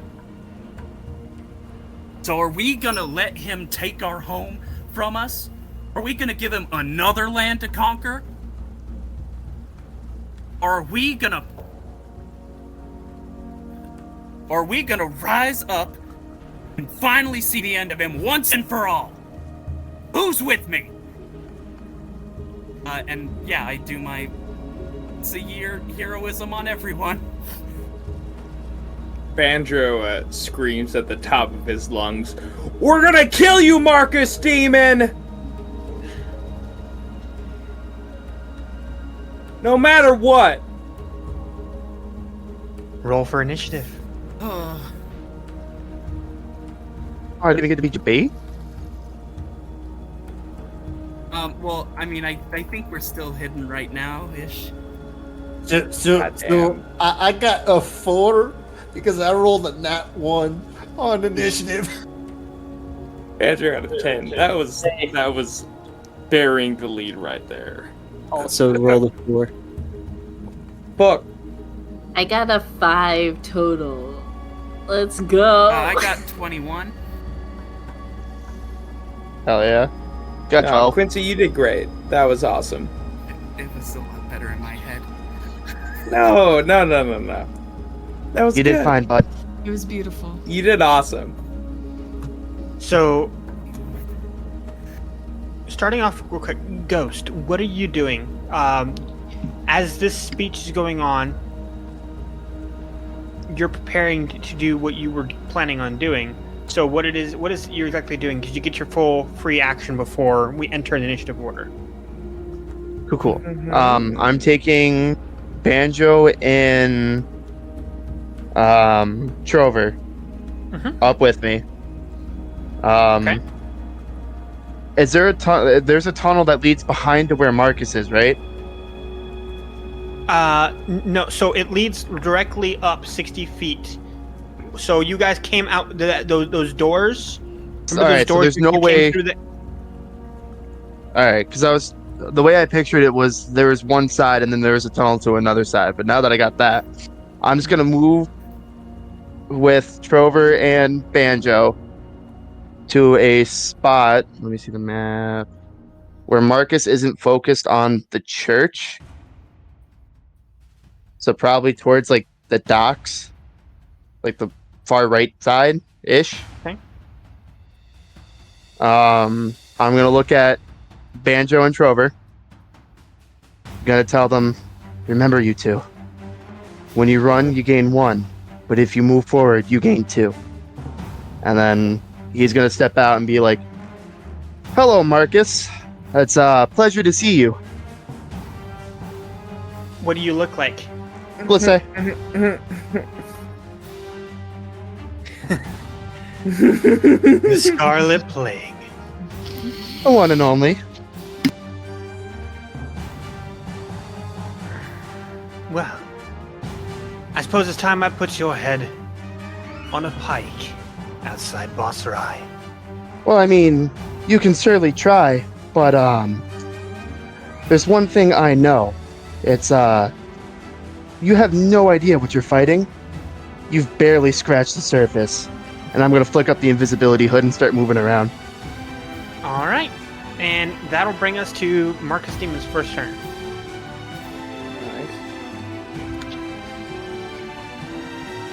All right. So Marcus Demon's first thing is going to be, let's see here, is going to use a bonus action to enter a blade song. Oh no. Bad. And you see him point this wicked-looking mace out towards the general area where you were at.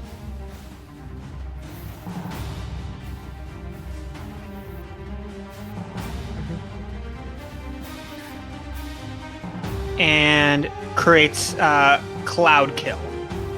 Can I see this happening? Good. You can. Can I counter that? Oh. You're gonna counterspell? Yeah. I would like to do that. Yeah, good. That is one of my jobs. Go ahead and what spell slot are you using? Oh, I'm just gonna straight use a third. Let's Okay. see. I'm gonna have to roll for this. Oh wow. No. It's okay. I think I have a feature for this. Yeah. Attack roll. This is a skill check technically, right? Yeah. I'm gonna invert this. Oh. Yeah. I'm gonna invert. Yeah. Ooh. Really Hell Hell yeah! yeah, probability Time flip. wizards!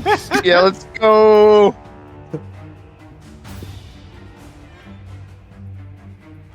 Oh yikes!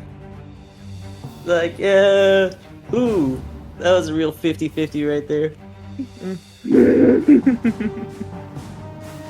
Just bounce that misfortune off somewhere else.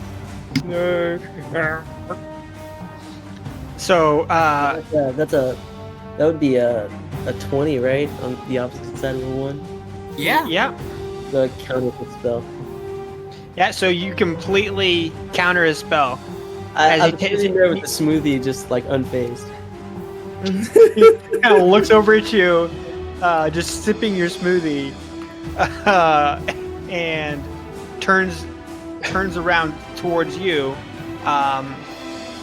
and since he has 2 weapon of fighting, you can use a bonus action for that.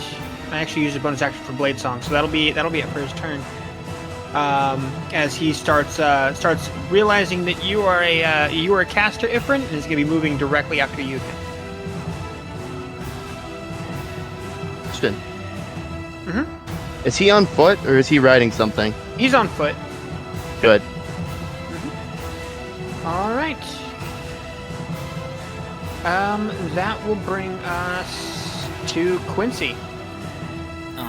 Okay. Let's see. Can I be on Apple? Okay. Yeah. And he is 60 feet away, right?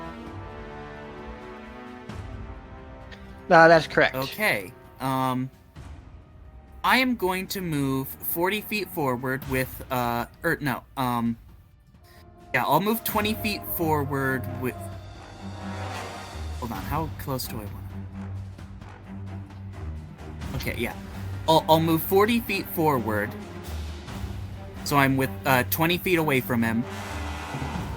I'm gonna pull out my grappling hook gun. Okay. And I am going to do a called shot and try to shoot him in the leg with my grappling hook. Okay.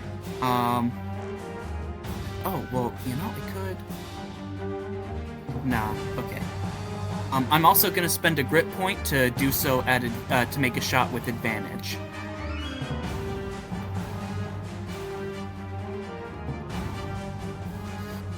Okay. Making a shot with advantage. Hopefully this hits. 27. That'll hit by 1. Damn. Only because of Blade Yes, Song. Damn.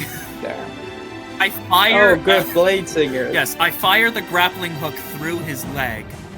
With my second attack, I'm gonna take the rope, I'm gonna lash it around Apple's saddle, and then I'm just gonna have Apple dash the opposite direction. Like, ride like the wind, Apple!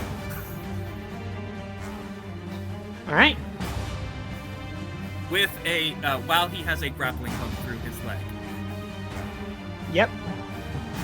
You have to go ahead and make an animal handling check for Apple. Okay. But I have advantage on that because it's Apple. The trusty horse that I've had for years. Yes. Yes, you have advantage with Apple checks. Okay, 11, unfortunately. So Apple dashes off and starts. You see Marcus Demon. I'm gonna roll a strength saving throw for this.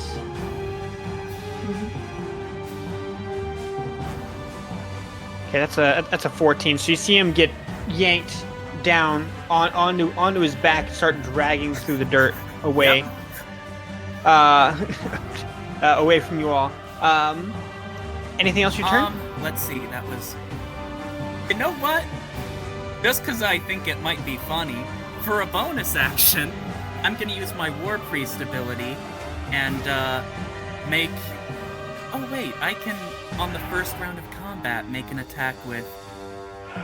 You know what? I'm gonna fire a shot with Rebel at him, just, as a bonus action. Okay.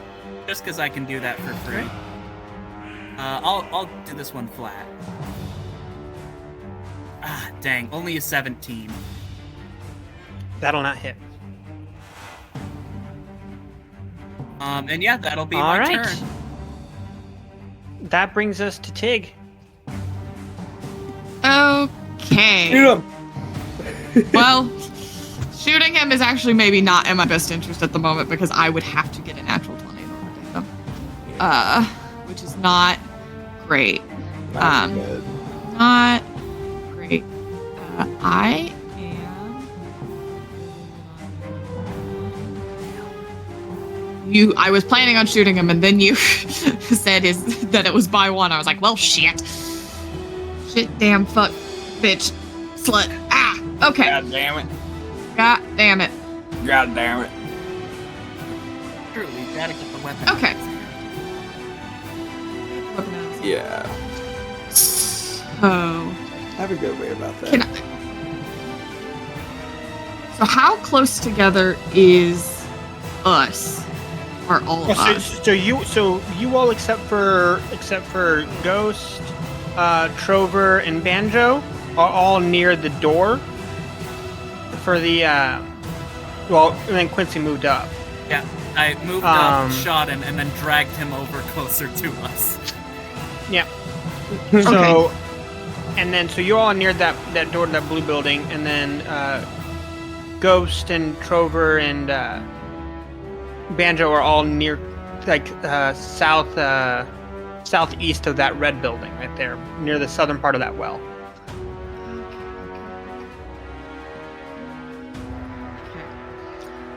Alrighty. So, I said in the chat, because Quincy was doing his good speech, that I was building a cannon. I've already got the cannon built. It doesn't take my action.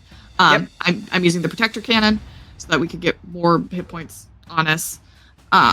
So everybody that's within 10 feet of where I place it, I'm going to place it so that it hits the most of us, basically, that I possibly can. We'll get 1d8 plus 3 temp hit points. Okay. Nice. So you tell me who all that is. Yeah, who all that is. Well, I roll for the HP. Or not to. Well, that's not that exciting. That'll only be 5 for whoever all that is. Okay. All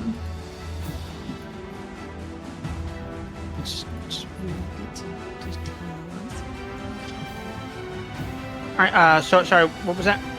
So I'm gonna put the protector cannon so that it hits Mhm. gets the most of us within 10 feet of it. So Yeah. whoever all I can get will get 5 temp HP. Okay. That will be all except for Ghost, Banjo, and Trover. Okay. That's sorry y'all, but it is what it is. No, it's good. No, I get you. And now this is set up so then we can use that moving forward. All right, how do you want to do this? I don't got that many spells.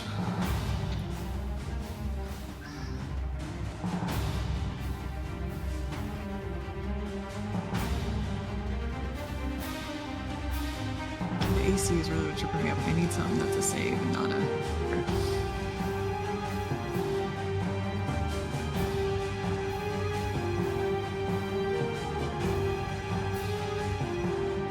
Actually, here's a question I will pose to you. Yeah. DM. So putting down my cannon is technically a bonus action. You let me do a bonus action for my action. Specifically my once a year. Elaborate. Would you let me cast my boon as my action? Yeah. Fantastic. That's what we're doing, gang. Because that's the best plan I got, because hitting him with a gun is not going to really do me much, and I don't want to use Death Shot yet if I can help it.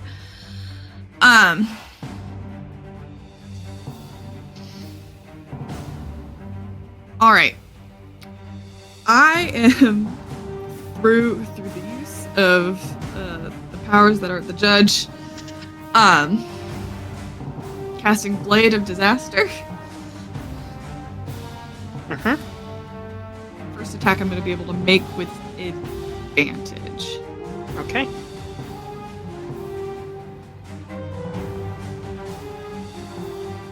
This is going to be with my spell casting modifier for Warlock, so it's this plus 5. I mean, look, my options are not great because I don't hit super hard, but you have to do what you gotta do, right? Yeah. Only do so much.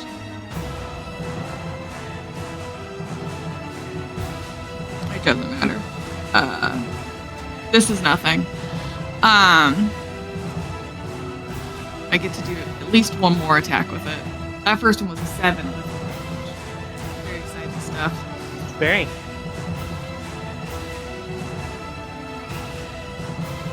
And that won't hit. That'll be a 21. Okay. But it's out and I have it, so. You do. It is out and you have it. Anything else your turn, Tig? Bonus action. We're clumped up, right? Yep. Is there a position I can get to where I would have some quantity of cover? You could move out from where you are currently, across the way to the other building across the street. Or you could go left around the corner of that building, but that is currently where Apple's running, like, towards. I don't need to be super close. So I'll take that first option just so we're not all clumped up and I have a little bit of cover. Okay. And then just a follow-up question. Is Vanth in this fight? Vanth is. Okay, cool. He's just later. That's totally cool. I just wanted to know. Yeah, because I just need to not be in. Yeah. I think that's it. Okay. Well then, as a legendary action at the end of your turn, I need Slut fuck. Quincy, Tig. It's gonna be Quincy, Tig, Vanth, Callie. What's your hair? And Ifrin. All need to make Constitution saving throws. Okay. Oh no. Yep. Using his legendary action to cast a spell. Spend a luck point to re-roll that. I got a natural 20. I am again unfazed by any of his shenanigans. 9. Natural Got 20. a 7. Okay. You should Yes. be good at these. I also should be good at these and didn't roll very well.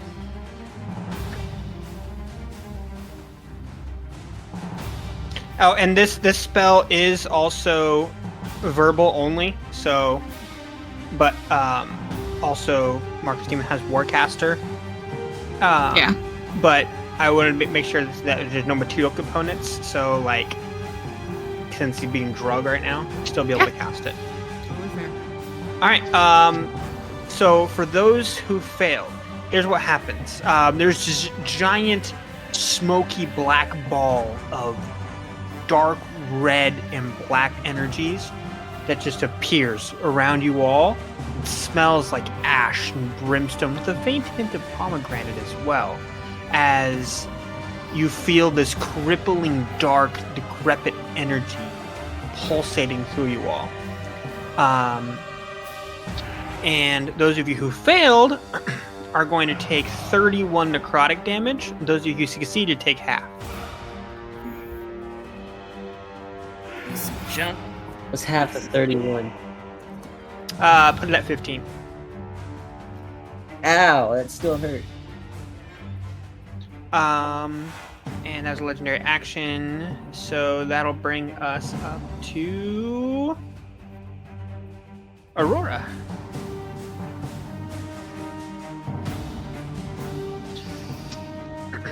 So,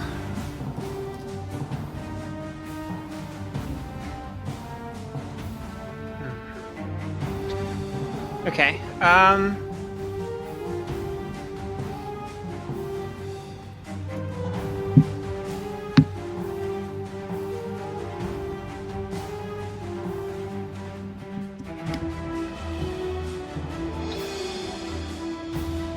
right.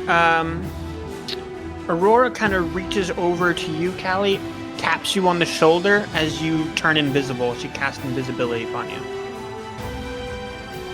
You hear her whisper, "Have fun."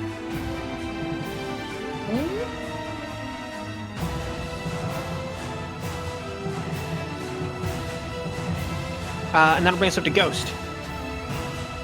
All right, how far away is he? He's being drugged, so he is currently about 30 feet away from you right now. Let's go. All right, I'm gonna use my movement. Is he holding the staff? Or did he drop it when? No, Quincy... he's still holding it. He's still holding his staff and the mace, the rod and the mace. All right, so the priority is the rod. So I'm gonna summon Aftercut invisibly, of course, and I'm going to slash his arm in a way to get him to drop the staff. Okay. So here we go. You would probably have advantage because you're invisible. Advantage. Mm-hmm. I do. Highest I rolled was an 18. That will not hit. Yeah, it's beautiful. Remember, you have the thingy. Can I use Fortune's Favor? Oh, yeah, I could use Fortune's Favor. Mm-hmm. Sure, why not? So that's just an additional advantage. Let's hope for an You 18. get to roll another one. Yep. 19 for a 28 to hit, baby. My beautiful boy. Oh, This is one of those moments I wish I had the critical hit on 19. All right. Yeah. So it's going to be 8 slashing damage. I'm going to use Wails from the Grave. Okay. He's gonna use his reaction to expend a spell slot in order to reduce the damage by an amount equal to 5 times the spell slot's level. Gonna do the 5th level to reduce the damage by 25 total. All right. The cool thing about that, though, is the total damage so far is 20, and that's before sneak attack damage. So some damage is going to leak through, which is beautiful. Where's my sneak attack? There's my sneak attack. Which he's still taking 18. In total, it's 38 damage. Okay. Does he drop the staff? I'm gonna roll for that real quick. Give me a second here.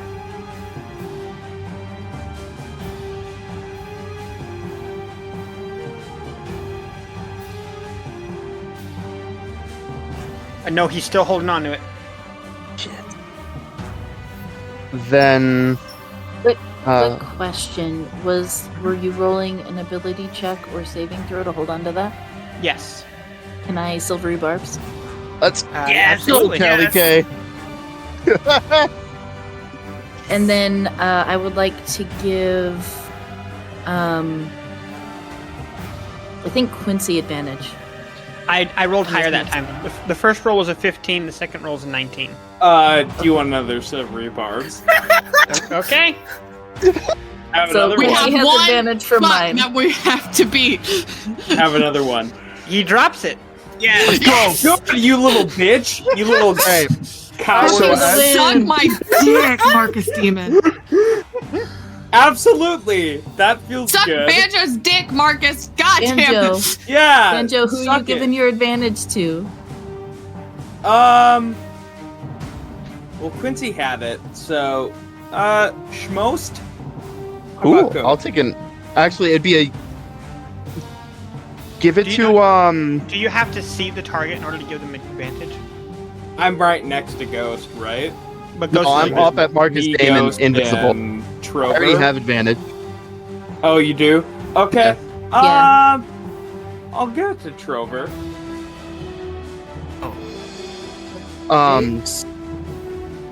And then for my boneless action, Boneless action. is Aftercut considered? No, yeah, is Aftercut considered light? Probably, right? I'm assuming since it's a rapier, Yeah. Right. but that's a Rapiers big are light. question. Rapiers are light. So, Yeah, rapiers are light. yeah. So I can do one of. All right. So Well, before they're- I do my they're dumb not thing, light, but you can technically like pull out a dagger if that's what you're planning. well, no, I have 2 weapon fighting. Oh, so yeah, they're. It doesn't matter if they have the light property or not. You can do that. So before I make my attack again, like using 2 weapon fighting, can I use my bonus action to dash? But instead of dashing, can I just kick the staff as far away? Just use my movement to kick the staff. Yeah, I'll have you make a. I'm gonna have you make a athletics or acrobatics check. Acrobatics because it's slightly better. 24. Hell Yeah, you kick it and it goes sliding all the way across towards Tig's feet. Merry Christmas! Merry Chrysler. And then that'll be it for we me. definitely celebrate Inventory. It might be, Happy Yuletide. but that's it for me. All right. That'll bring us up to Banjo. Okay. So, he's not imposed on any disadvantage, right? So he is technically prone right now. Okay, good. As he is being dragged Does across. he get disadvantage on a save on Otto's irresistible dance as I strum my Just banjo automatically and works. cast it directly towards that man? Dancing while being dragged. I want him to dance the most insulting dance. So it's gonna be the The Dougie? Macarena. It's gotta be the Macarena. Probably. Is it Dougie? That's what I said. I think Dougie. I want Or is it him the stinky to like twerk, but like really badly. I'm sorry, hold on. I have a question. Uh-huh. Was Marcus prone? Marcus He was was. prone, yes. He was. Would I have critted since he was prone? No, that's not a. That's a paralyzed. Or is that restrained? Alright. Couldn't remember, and I got very excited for a second. I want Alright. him to twerk, the most insulting twerk. He doesn't have ass. He doesn't have anything. And he's a little coward fool. And he's just dancing because I've demanded it of him. Yeah, you see this horrendously bad twerk that's happening on the floor as he's being drugged by these horses. Alright, I hope the cameras are getting this shit. I hope they are. Cause they got me fucking killing a lot of people that I shouldn't have killed. But anyway, I hope they got this right now. And I'm gonna use my bonus action to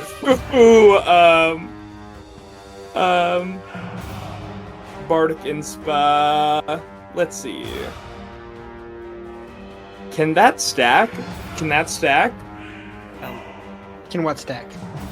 Bardic? With like advantage? No. It can. Can it stack with another bard? Yeah. No, nobody's It can done stack Bardic with yet. advantage? Well, guess what, Quincy? I love you. Thank You're my you. boy.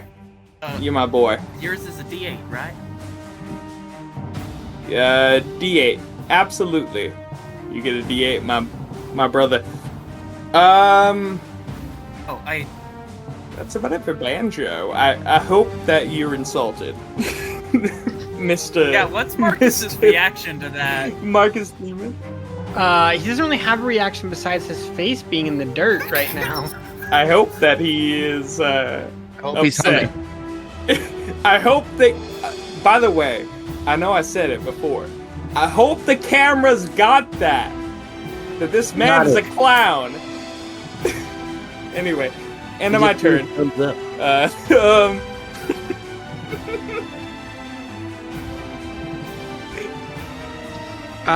Yeah, so that will bring us up to Vamp. Vant is incredibly weak right now, after getting out of the thing and still having to reconstitute. However,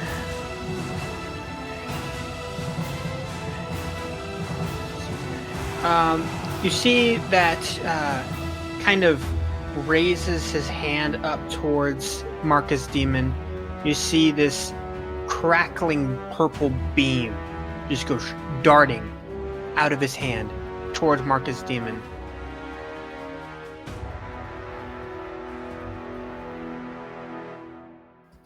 First one missed, but it's an advantage.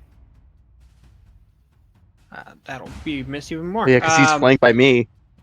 Yeah. Oh, he's also prone. Yeah, so these beams hit right into the dirt right near Marcus Demon's face as Marcus Demon is still nimbly trying to dodge as doing the twerk as well. Good.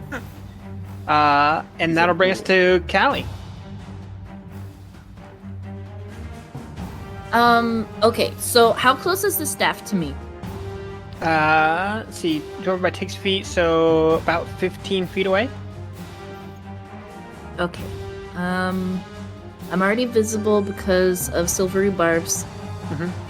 I appreciate the effort, babe. Sorry. It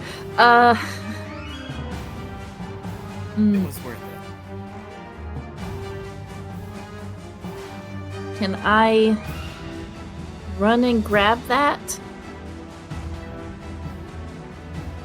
Yeah, absolutely.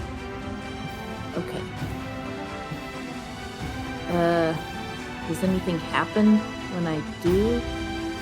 No, it doesn't. Cool. Nothing happens. You just pick it up. Excellent. I'm gonna use the rest of my movement to go 15 feet back the other way. Okay.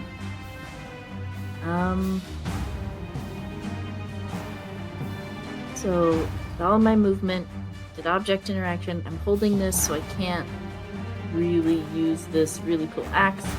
So instead, what I'm gonna do is a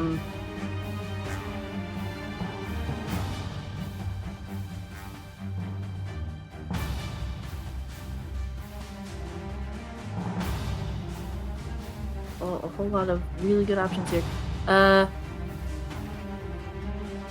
I'm gonna use my action to dash another 30 feet away.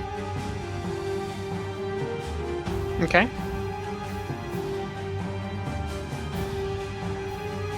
So I am 45 feet away from whatever starting position I was at, the opposite direction of Marcus D. And that's my turn. Actually, bonus action. You got this, babe. I believe in you. Have a 1d8 of bardic inspiration as I run past.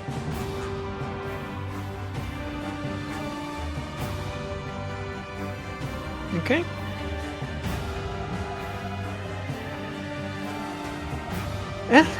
Thank you for believing in me. This is Ifrin, you're up. I think it would be Trover first. We both rolled it for. Oh wait. All right. Yeah, you're up first. Okay, so my bonus action is going to consist of me starting to like hop around, and then I just start getting a whole lot faster as I'm gonna rush.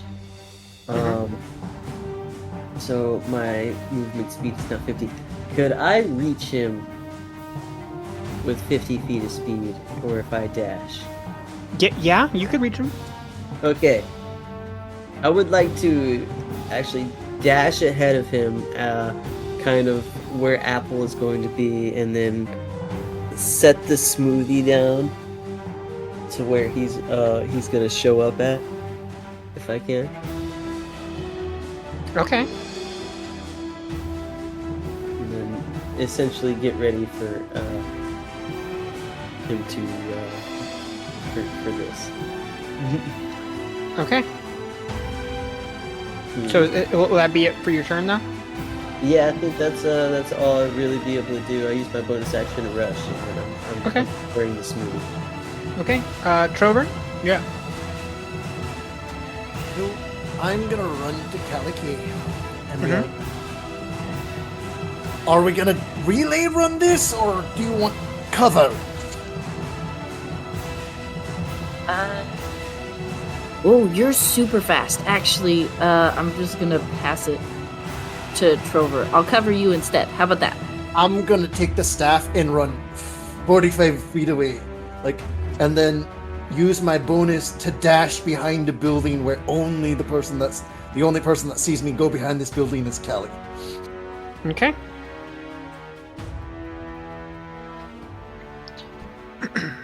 So I would be behind the red building for where the trees where I took Ghost the first time. For Okay. reference.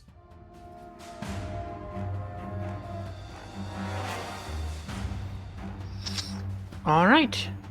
That'd be it for your turn?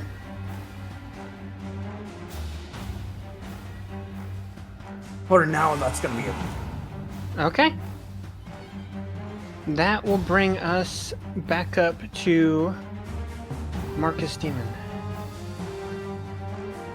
So, Marcus Demon's getting hella fucking annoyed at this point. He's still working? He is still twerking. Good. Let's see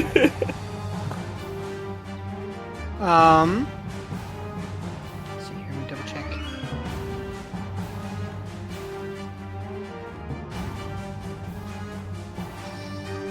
Okay.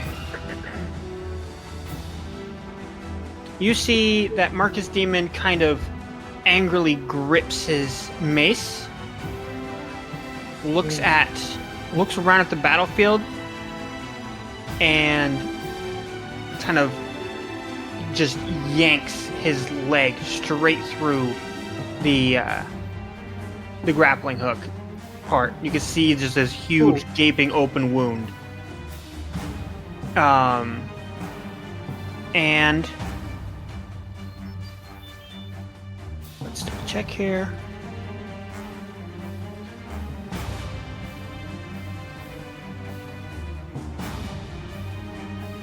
So, like a little fast forward thing, you just hear in a high pitched scream, "Hey!" from me. Ifrin, Quincy, Trover, Callie, and Tig. How would it affect me if he doesn't see me? Are you invisible? No, I'm behind a building. Yeah, that wouldn't affect this here, this particular ability. Double check here. Yeah, because of Marcus Demon's particular sight. So each of you feel this pull inside your heart. This dark, shadowy pull as you all disappear with a pop. Is this an attack? And can this be countered? It can be countered if you'd like. Yes, I would like to. You could, Ifrin, you'd be able actually make an Arcana check, Ifrin, to see if you can figure out what spell this is. Ifrin. Oh wow, that's lame. That's only an 11. But you can see that he's beginning to cast an extremely powerful spell, but you don't know what spell it is. Well, then I'm gonna counter spell at 4th level. Okay. And still roll that Arcana check, right? 15. That'll not do it. I don't have any bonuses though. Damn it! See if Aurora. I don't think Aurora prepared to counter spell. Yeah, I don't. Fuck. Ah, crap! This wasn't too big. All right. You all feel that pull as you all disappear. Ifrin, as soon as they disappear, you realize that it was the teleport spell. Oh. Shouldn't that only work on living? Typically, yes. It's not. So once again, per NPC, I'm running it a little bit differently,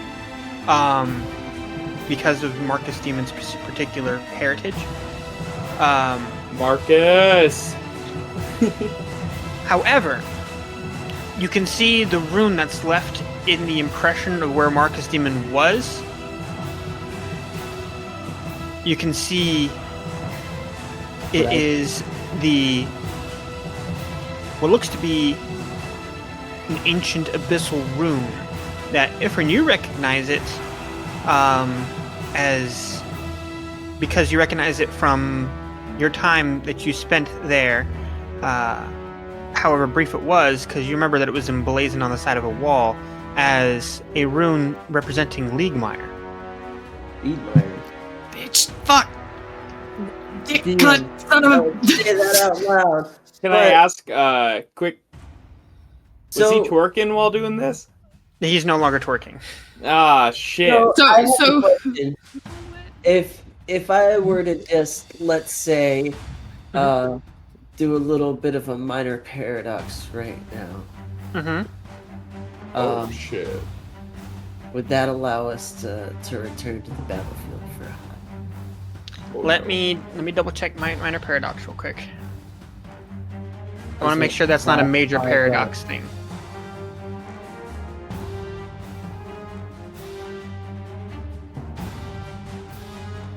No, that would be a major paradox thing for this level of spell. Okay. Done. So I have a question for the DM. Oh, Ray.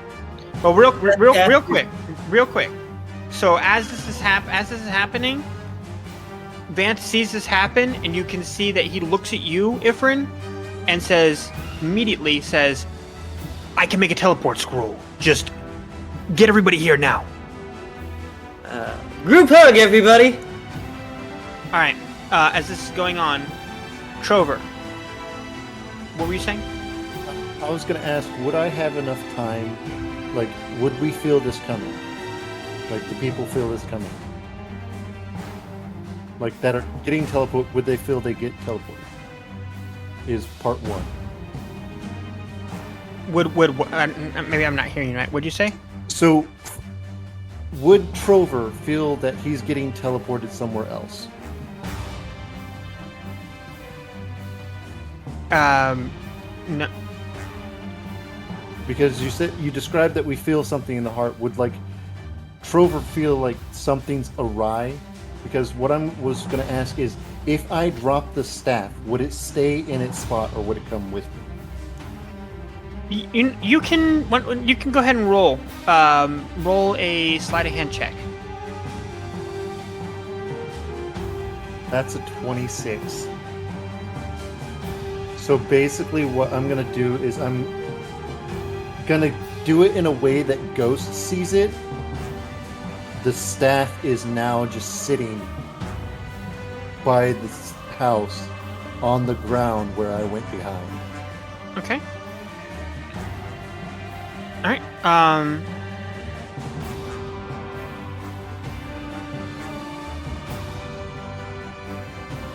And yes, I didn't get a chance to actually like say it, Banjo, but he used his second and then last legendary actions.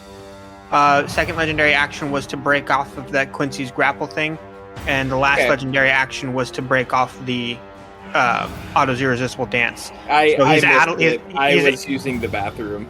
No, you're good. Gotcha. Yeah, you're good. That was the last of his legendary action. He doesn't have any more left, but he had to burn those to get out of those. Oh, good. Let's hurt him.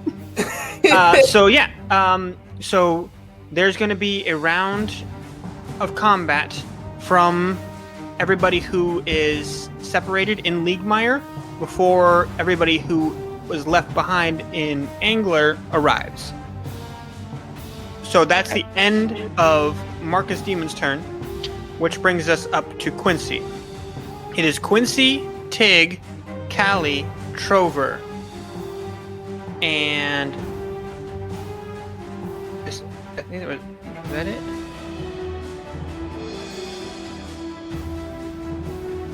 Yeah, Quincy, Tig, Callie, Trover, and Ifrin. Okay, and he's so Quincy, you're up. He's no longer prone or under auto. No longer. Correct.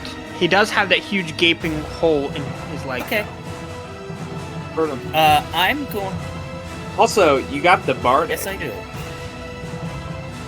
I am also flanking. Oh, okay. I will. Because I'm invisible. Well, Ghost, you're no longer flanking after the teleport. I was right up on him. Did he teleport me? No. Yeah, no. Yeah, you missed. He teleported everybody that I listed previously: Trover, Quincy, Callie, Tig, and Ifrin to Leaguemire. Oh. We are ghosty. And then everybody else is in Angler as Vance is putting together a teleport to follow to there. So there's an action. There's a round of combat that's happening before you all get there and are able to rejoin the fight. All right, that's just me being dumb. Sorry. So, you're good. All right, I'm going to, with advantage, go. How far away is he from me again? Sorry, He's 25 feet. I'm gonna walk up 15. Or, you know what? I'll get right in melee with him. I'll get right in melee, and I'm gonna use my bonus action to throw a net at him with advantage because of the silvery barbs. Dude. Okay. Did I have my smoothie? Okay, that is only a 19. However, I'm going to spend my channel divinity, guided strike. I will say that does hit since he had to exit Blade Song. Okay. Then yeah. I'll hit him with the net. So, Quincy, for the first for surprisingly the first time since you guys have started adventuring, pulls out a lasso and just throws it around Marcus D-Man. He is now restrained. Fantastic. And then The Quincy clown. is going to pull out Rebel, and he's going to do 4 shots with advantage by doing his action surge.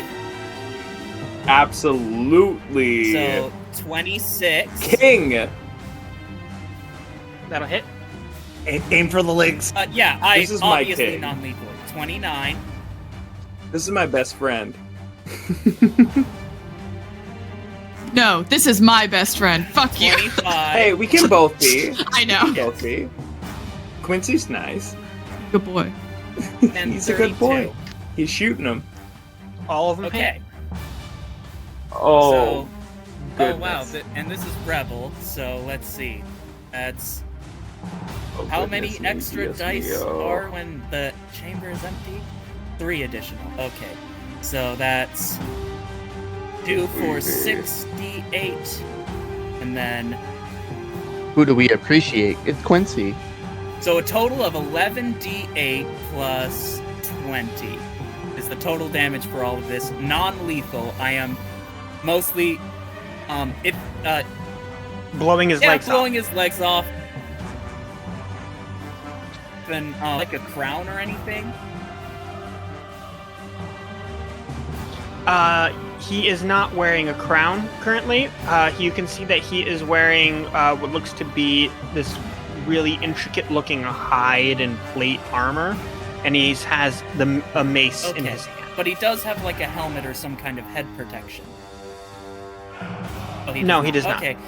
Then yeah, Quincy is shooting him in a way that is more or less using his armor as a means to concuss him with all of these shots. Okay. That is how I am non-lethally shooting him. Like it's more like using the armor as a way to like bruise his entire body massively. Okay. So 11d8s plus 20. Okay, so 63 damage.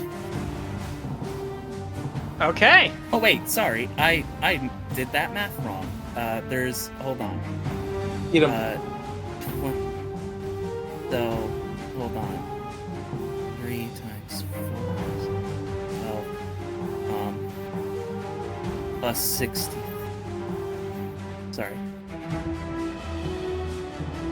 I forgot to add the plus 3 to damage as well. So that's actually a total of 75 damage.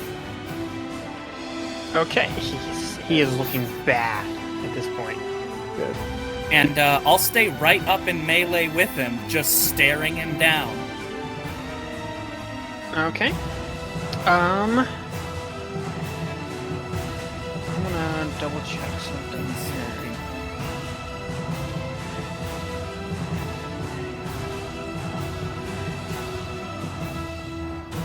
Today's the day we're finally free from him.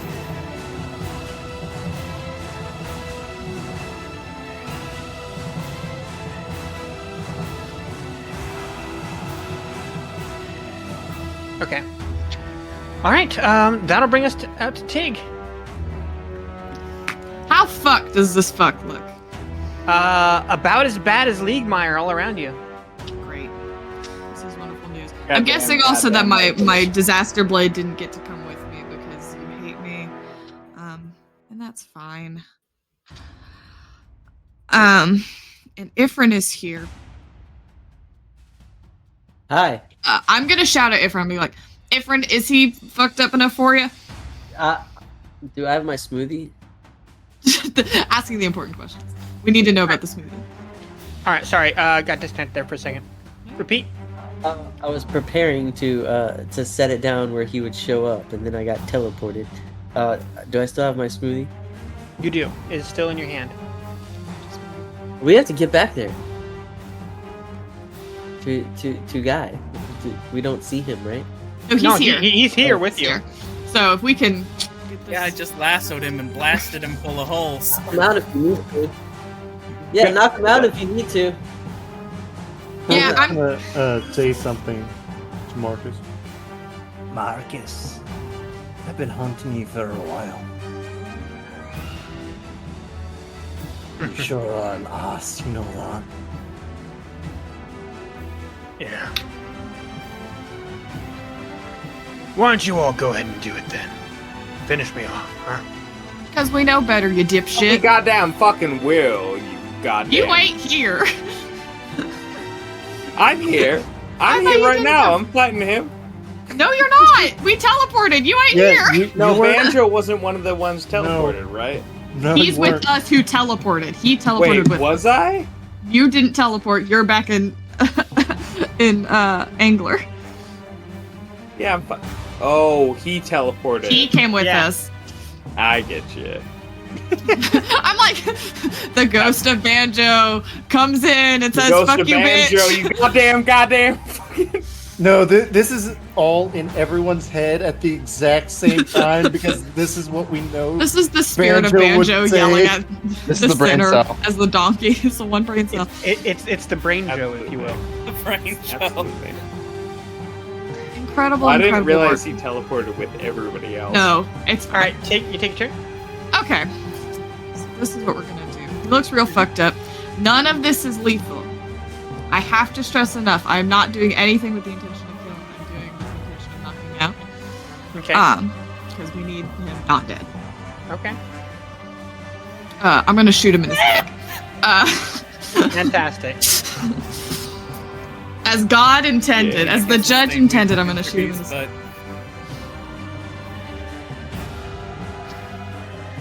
He doesn't really need it anymore, does he? Not where he's going. So I am gonna just. I am pretty sure I only get one shot. I'm not of a high enough level to get extra shots, which is fine. I'm just trying to make sure that I'm doing this correctly. Cool. Okay, we're just shooting him normal like. Okay. Oh wait, I have a. No, it doesn't matter. It's a 24. Unless I guess I can crit because he's on the ground, right? He's. well, he is Do I get restrained, advantage so for you this? would have You- advantage. I would have advantage. I'm gonna. And he is no longer in Blade Song, so his armor class is only 19 right now. Yeah, I know I hit because that was a 24. Let me roll again just on the off chance that I crit, but I don't think I will. Yeah, okay, the 24 will go. So this is all the things that are going to happen. Pardon me while I go through my list of many things that my gun that Ro does.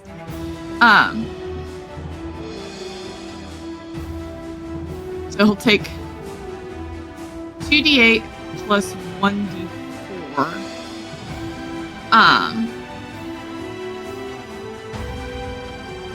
From damage. Yes, that is all that's going to happen. He's going to take 2d10 plus 1d4. Okay. Plus 3. Okay. I'll roll the 2d10 4. Sorry, I'm just very stressed. Lots is happening, and the d4 is fire damage, so Okay. I don't know if that's going to change anything. It doesn't. I figured it didn't, but it was important to add. He is vulnerable to being called a weenie, though. He is a weenie. That'll be 16 points of damage, and then I'll get Okay. bonuses on my next Got it. attacks against him. Okay. And then, do I have any bonus actions I can do to this fuck? Because my cannon didn't come either. I was on top of it. I had a cannon, and it's back in Angler. I'm so sad. That's all right. I think that is all I can do. 'Cause Okay. I don't really have any bonus action spells. All right. But I did shoot him in the dick, and really, what more can a gal ask for? That'll bring us back to the crew that is back in Angler. So as you all are gathering up, you see Vanth is hurriedly getting a teleportation scroll put together. What are you all doing as you collide back together? Do I notice the staff that Trevor dropped? You do. All right, I'm gonna look at Van and be like, "Will we bring the staff, or do we leave it here?" I recommend leaving it here if he needs the staff. He can't have it. He can't have it. So whatever you do, do not bring Do you have a it. bet? I was gonna say, do you have a bag of holding something we can stuff this in, so that way we don't have to come back? Can I fireball that? The staff? It won't destroy it. Oh, okay. Yeah, the staff. Alright, it was a thought. The Mount It was a Boom. thought. No. Just we can come back for it. Right now, we need to take care of him. How well hidden is the staff? It's Can you literally bring us laying in the there? dirt. Vanth, can you I'm bring gonna us there? hide it. You see, Vanth is just hurriedly going through this scroll. You can see that Vanth has like one thing on his mind right now, and that's rescuing Tig. That's about it. Aw. All right, I'm gonna take the staff and I'm gonna We'll hide it. protect her. Like, I know that's what you want to do, but like, we're a team. We're a team, and if you can get us there, like, we're gonna. Working that together now, Banjo. Just as he finishes up the scroll. So you all will arrive at the end of Marcus's next turn. So your next initiative order, when I come back around, the initiative order will be your turn. Callie K, you're up. Okay. Oh, go ahead, Ghost. What was that? 2 questions. 1, can I hide the staff? Make sure nobody finds it. Except for me when I come back. Go ahead and roll a Sleight of hand. It's a little sleight of hand check, yeah. Oh yeah, that's still laying in the dirt. Yeah. No, you covered it with the branch. It looks good. Hell yeah, blends in real well. I rolled a nat 1. 2, can I say mirror? Absolutely. All right, I'm just gonna say mirror. All right, you want to roll damage for that real quick, or how much? Tell me how much what that was. It was 8 damage. All right, you see, you all back over there just see Marcus's torso open up with another cut. Oh, by the way, Trover is laughing, going, I know what that is. By the way, where's Apple? Hey, Apple is still back in England. so I Good. have a Good really horse. quick question. Who all back in Angler reads the Journal of Note Share? Oh, we wrote. Oh. I do sometimes, but none of us have it. It's on Tig. I have it, but well, you read I it most know. recently. Yeah. I believe we all have the information that Drian sent over about. We all have where the information about where Yep. that's Staff going needs to to go. go. Yeah. So maybe one of y'all calls the Maybe god make who it. wants Do it. Do a yell. Just saying. That's All fair. right. Callie, you're up. Okay, so we have Buddy all lassoed up, Mm-hmm. and how's he look? Pretty banged up. Still got some fight in him, but he's pretty banged up. You can see that he is fuming right now. You can actually be able to tell pretty well from the look on his face, like the next thing that he's going to do is not going to be a good time for anybody, except for maybe him. Okay, one second.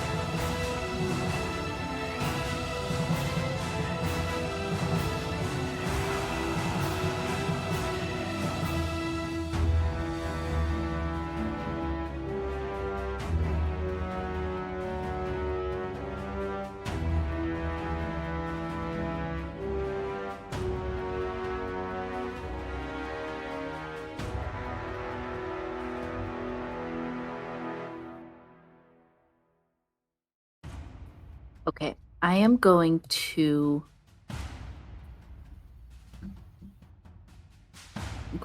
pull the axe, Okay.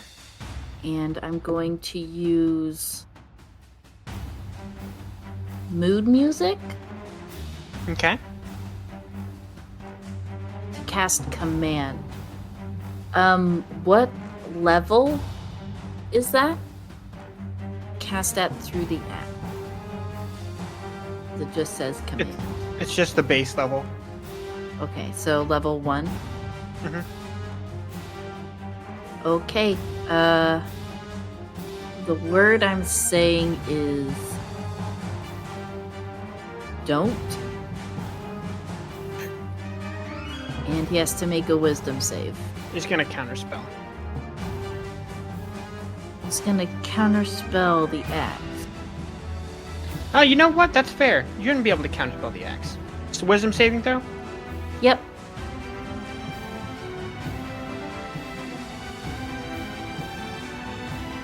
It's a 22?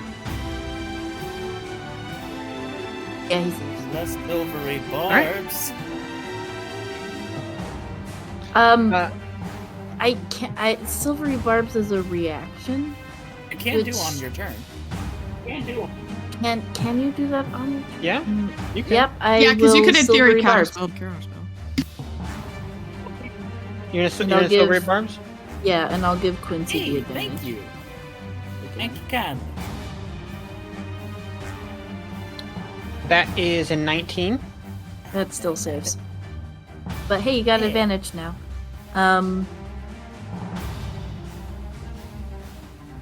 Then I will bardically inspire Tig. Tig, that was a great shot earlier, and we need more of those, okay? Can do, Miss Callie, can do. Excellent. You all are gonna pay for this. Suck nuts. Yeah, I'm with Tig on this one. Maybe don't. You know I could make that arranged very easily. Ifrin, you're up. Well, seeing as that I am super fast and he's looking super weak, I'm wondering if I should wait till he's knocked out. But whatever. I'm gonna run kind of towards him, and then I'm gonna dash up behind him, and I'm gonna set the smoothie down, pretty much like right behind him as he's kind of distracted with everybody. Okay, make a stealth check. Oh, I'm not super great at these, but I have advantage on dexterity checks. Come on. That is a soft 20. Okay. You place the smoothie down.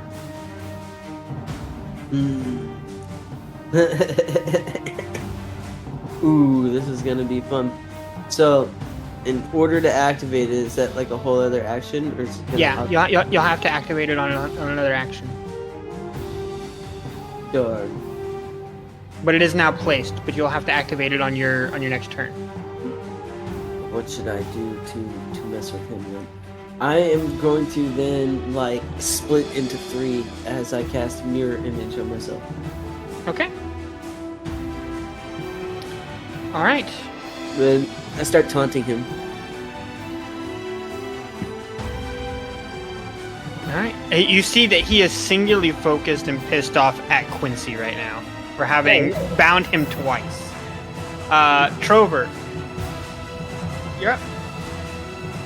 Trover is going to walk slowly, like not like slow, like very slow, but he's going to slowly walk up to Marcus Damon. You know I'm gonna enjoy this. And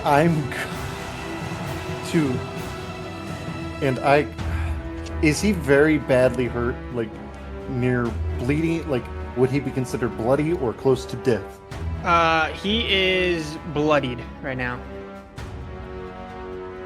Good. First, Mhm. I am going to use one of my attack actions Okay. to punch him just straight in the, like, just as hard as I can. All right. Roll to hit. That's You, 16. I am on his flank. Oh, so I do get advantage. Yeah, you do advantage. And he's also restrained. Did you have advantage from silvery barbs too? I don't Yeah. remember. I gave you, yeah. Yep. Well, 16. That won't hit. Alright, well, I'm going to try to use the second attack action. Okay. Go for it. Yeah. Hit him. That's a 25. That will hit. That's 9 damage. Just basically hit him. And then I'm going to Flurry of Blows him. Okay. Yes! All of these are going to be basically to try to, even though I don't have it, I'm going to try to stun him just enough to basically make it to where he can't move. You don't have Stunning Strike. Not that type of monk. Okay. So just with the base roll that I got is 24. Let me roll with advantage. Yeah, that's 24. 24 hits. Yep. That's 5 damage, and basically I just start wailing on him. See, just absolutely hammering into his chest. You see his fist clenched in his offhand, and his hand tightly wrapped around his mace in the other hand. I look him dead in the eyes and go, Do you even remember me? I don't know if you do, honestly.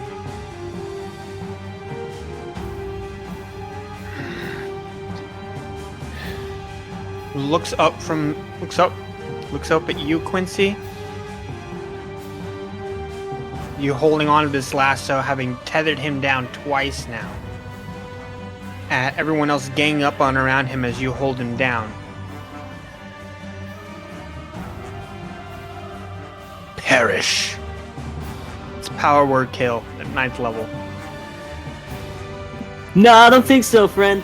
You're my only And hope. I'm gonna try with all my might to counterspell this.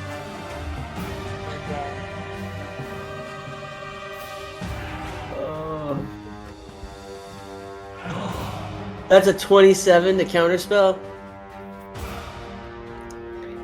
A 27 succeeds. Fuck yes, Ifrin! You bad Yes! bitch! The other ones I will forgive because you saved our boy! yes! Oh, fuck. I think you're focused on all the wrong things right now, my friend. Also, did my turn get skipped? No, you're over on the other Oh, side. I'm on the other side. Gotcha. I'll show up after this turn ends. Yes. After his power word kill. Power word. His attempt. You know, I am going to attempt to. Can I counterspell? I think I should be able to. Yeah, it is. Can I am do gonna. that. I am gonna counterspell that counterspell. I would assume casting. No, you rules as written. You can't do this. Yep. He can. And I'm going. I'm gonna Counterspell. cast it. I'm gonna cast it as a 6th level counterspell too. Yeah, that automatically. Damn. Oh, So people might die. So. Oh shit. Oh god. Do you have another counterspell? I can't. Anyone else? He can't. No. We can't get counterspell chain going on. Is the power word kill focused on Quincy, or can someone take their place? It's focused on Quincy. focused on Quincy. We can't switch it. Can anyone else do anything? Any other reactions? Unless I can. Point can do something. No, which I they can't. can't. I can't.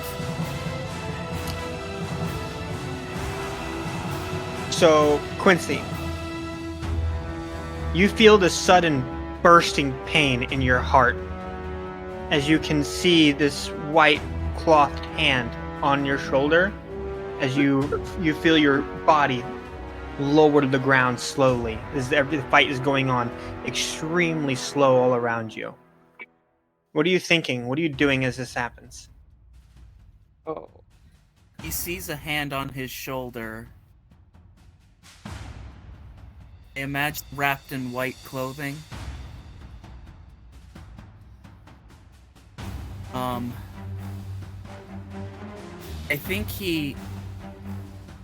I think he turns just a little bit, like he doesn't fully look at the figure behind him.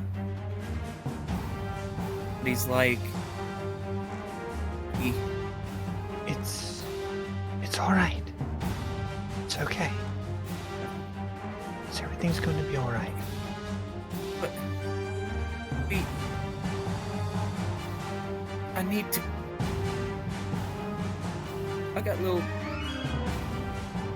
got 2 little girls at home. I can't. Not here, not now.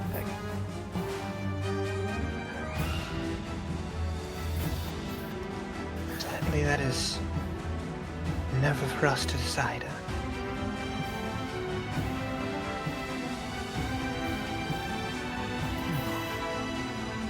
No, it ain't.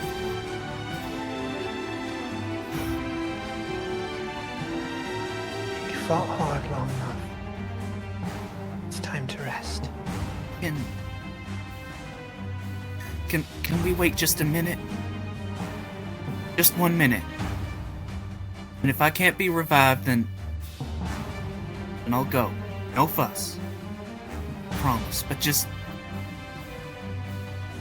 give me the chance, okay? I'll sit with you for a minute. She kind of sits on the battlefield here, alongside you as the battle's unfolding super slowly. I think Quincy just takes the seat next to her. And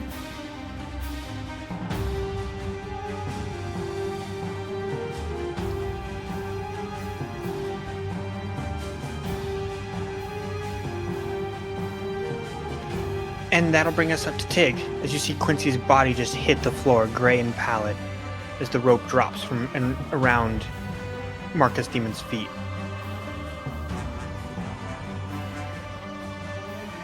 What do you do? It is just screaming.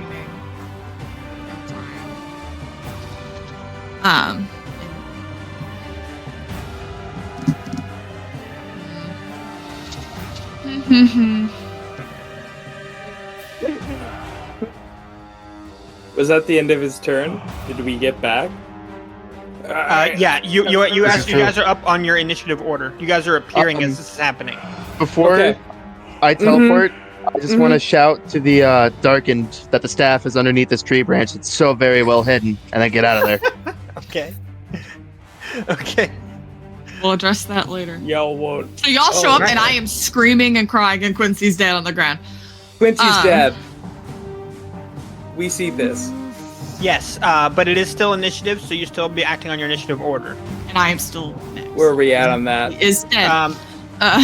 Yeah, you're Ghost, you're up after Aurora, which is after Tig, and then Banjo, you're after Ghost. Yeah. Oh god, the amount that I want to use Death Shot is so powerful, but that's like not the smart move is the problem. I know. I know you know it's not the smart move. I know what you did this.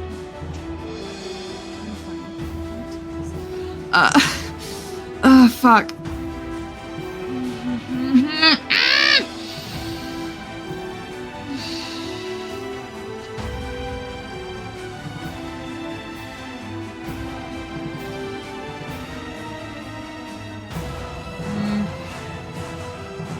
I mean, I'm shooting him again. Not with Death Shot, because I know better. Okay. Roll to hit. And I get advantage because somebody is next. He's flanked. That is correct. Ifrin's over there. Ifrin's over there, yeah. Yeah. I'm also over there. 15's not gonna cut it. Oh wait, I have what's it? Bardic. You do. What was the Bardic I got from Callie? Callie, what's your Bardic? Sorry, I'm having an aneurysm because my best friend just died. 1d8. So 15 plus a d8. God willing, and the creek don't raz.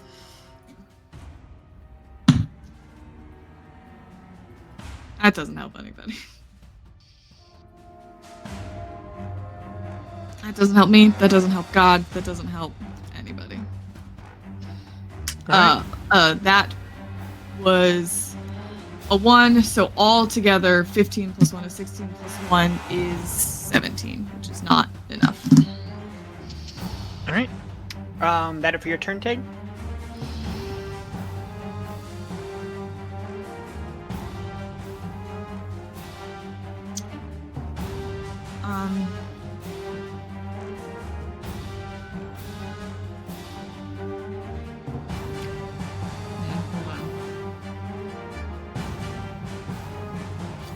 Yeah.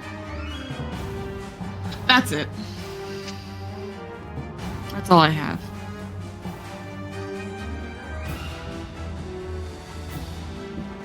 Okay.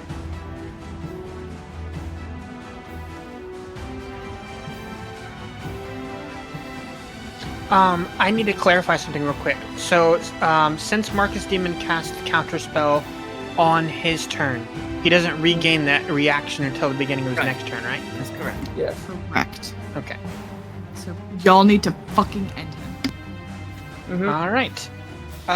So as you all peer in, you see Aurora sees everything that's going on, looks at Marcus Demon, and you see the fury in Aurora's face, and she just screams at him, "You bastard!" And then you see her just wail her staff in the air as a huge bell-like sound, and a door opens up near the sky. Oh no! As a holy light, like a comet, bursts through the sky right at Marcus Demon.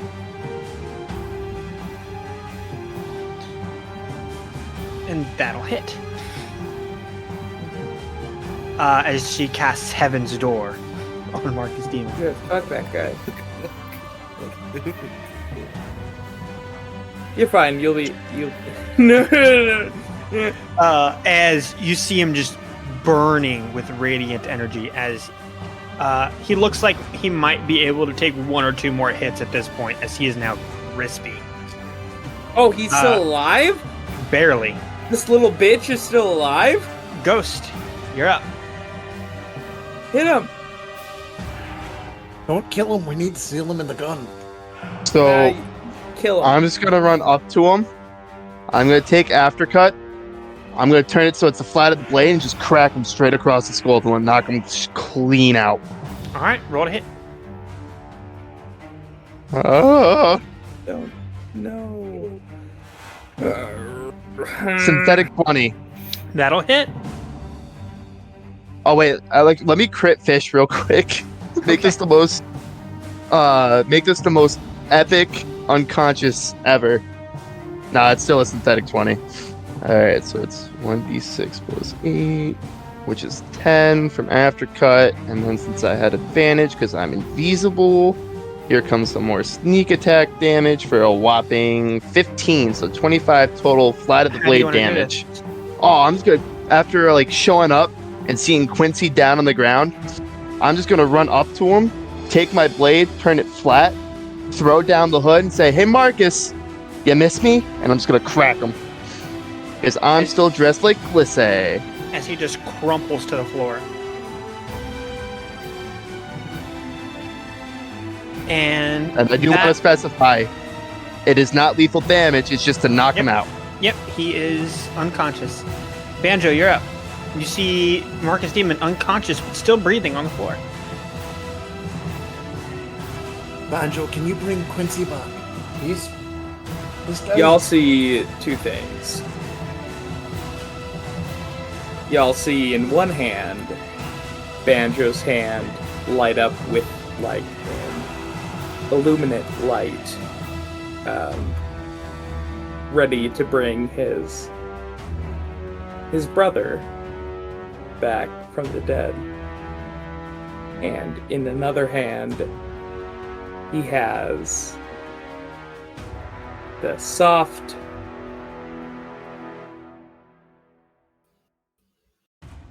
ball of fire in his other hand as he looks down at Marcus Demon. Banjo? Mind you, Ghost and I are standing in front of him. Banjo, look at me. Banjo. What? Quincy needs you. We need you to bring Quincy back. He is about to be put in a gun by Ifrin. And then we can use this sword, and I'm pointing at Ghost's sword, aftercut, to kill him when we kill Darnzor. What better way to kill him than have him kill the most necrotic motherfucker there is? And you'll be there to see it, as well as Quincy, if you bring him back. Why do I Banjo, want to remember see his...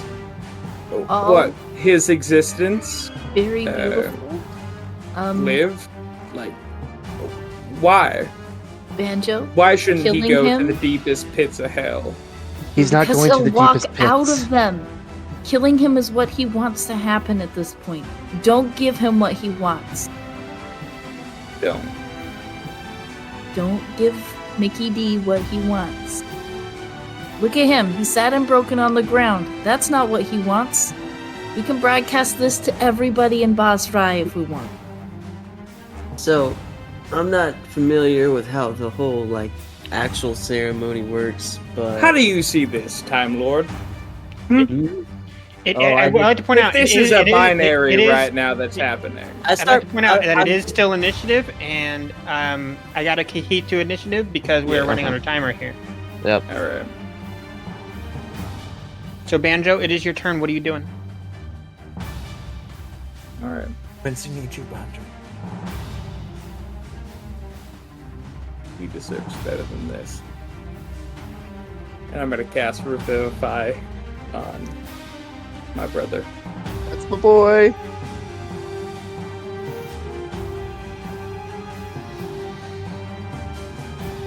All right. Let's see. We are going to take a short break here. Everyone except for Quincy, deafen.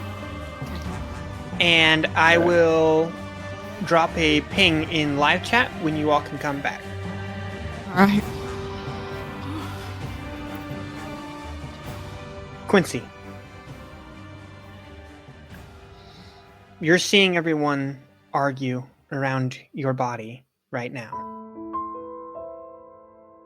about what to do about Banjo wanting to kill Marcus Demon.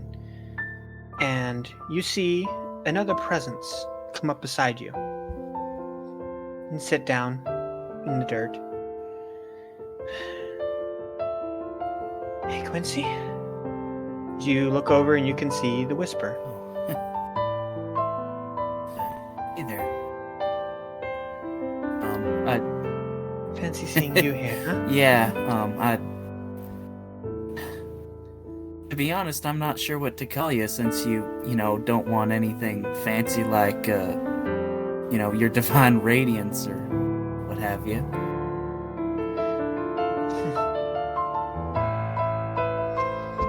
Well, I had a name a long time ago, and I suppose if anyone should get to know it, it's you. My name's Vivian. Vivian. That's a lovely name. Vivian Quinrell. Like Eamon Quinrell? Oh. Yes. Yes. Oh yeah. The very same. I met him a few times.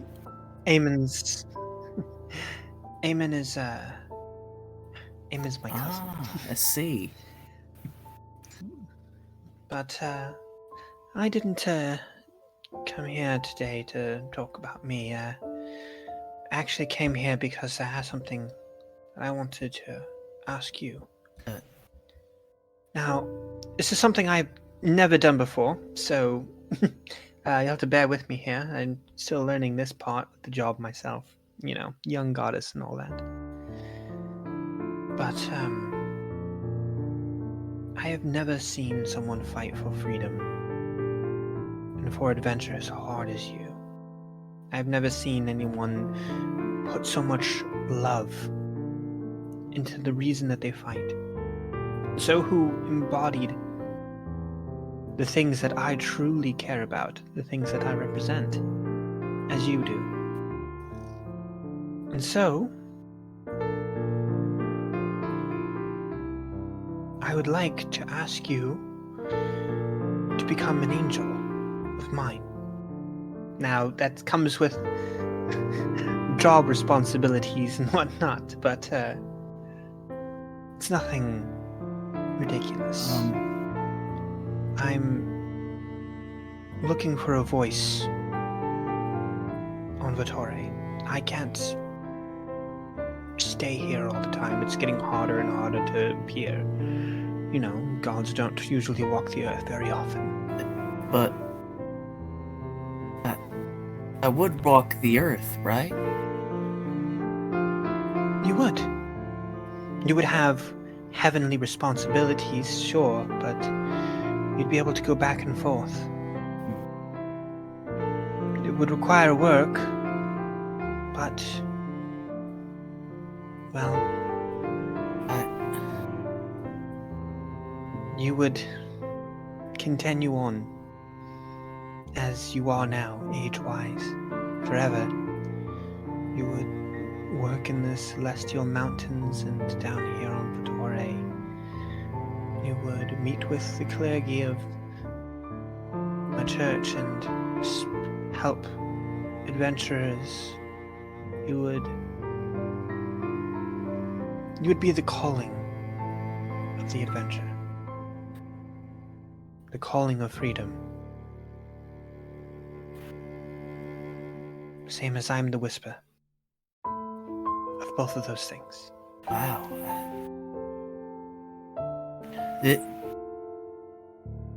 This is an incredible honor. I'm almost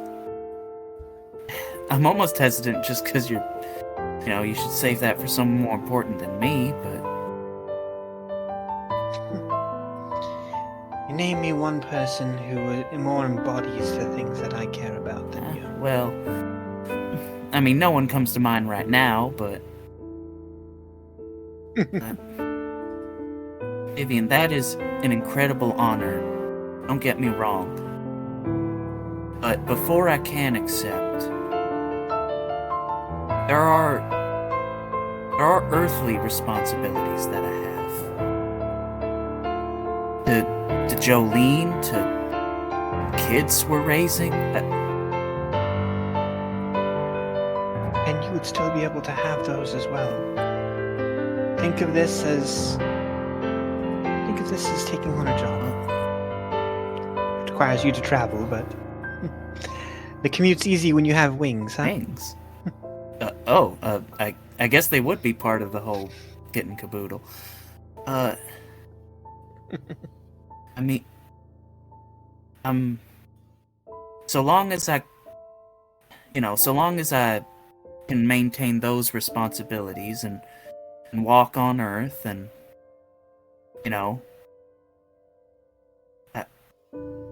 I'm willing to accept.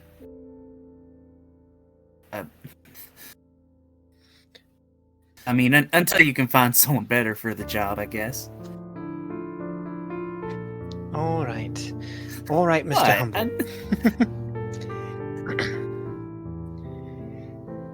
Well, it seems your friends have successfully knocked out the old dictator. They're about to heal you. You might be a bit light for the first few months while you reconstitute as your new form, but you'll still be able to talk with everyone. Okay. Okay. I think Quincy, looking at this defeated Marcus demon, starts to tear up.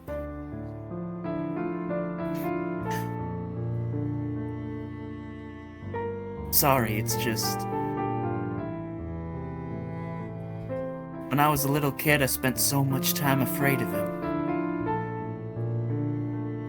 Of what he'd do to the people around me. He's finally gone. He will be soon. I'm sorry. I know I should be thinking about this new incredible thing, but... You're doing exactly why I chose you. Him being gone means freedom for so many. Now go. Okay. And, I think Quincy just kind of reaches out to his body? Is this what I'm supposed to do? As you feel... You all can see Quincy's body kind of start to flicker and turn into these almost like burnt pieces of paper in the wind, just flaking away until there's nothing but a small ball of light just floating there. And Banjo, you realize that your diamond is still in your hand. What do you all do? I have Marcus first. What's going on? Can I? No, never mind. Can I finish my job here? Yeah. Seal this man while he is It's my diamond that I used for the. Yeah, you still have it in your hand.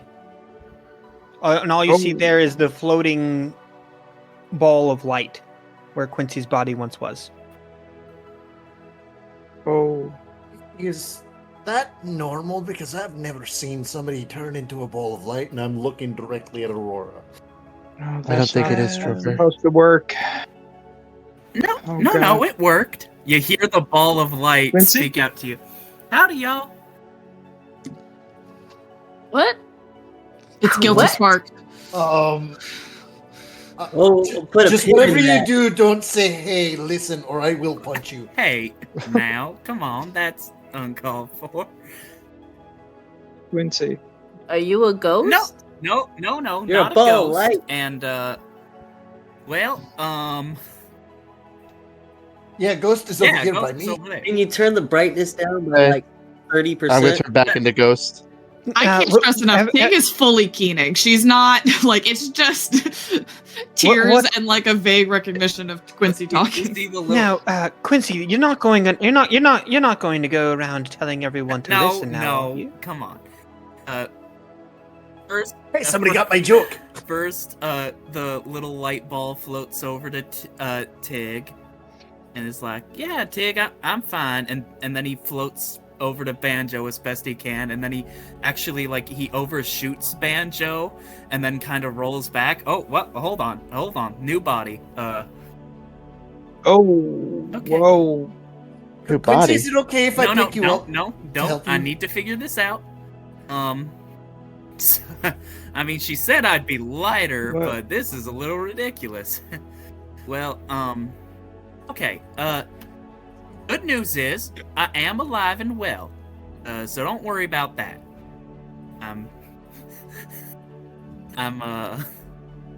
Well. Quincy, I don't think my spell No, worked. I mean, it worked in a sense. Like your energy certainly helped, draw my soul back here. I accepted something of a, I accepted kind of a job while I was away. Ifrin's off in the background casting the spell right now as the smoothie is growing runes around it. Ifrin, what does it look like? So, at first it was just me with a random ink pen I have, putting the runes on. But then they, all of a sudden the slush just starts taking over as the magic starts getting bigger.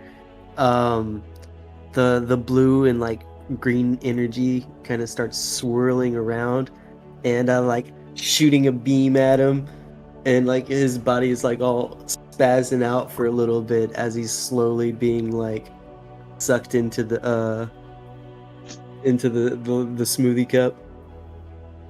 All right.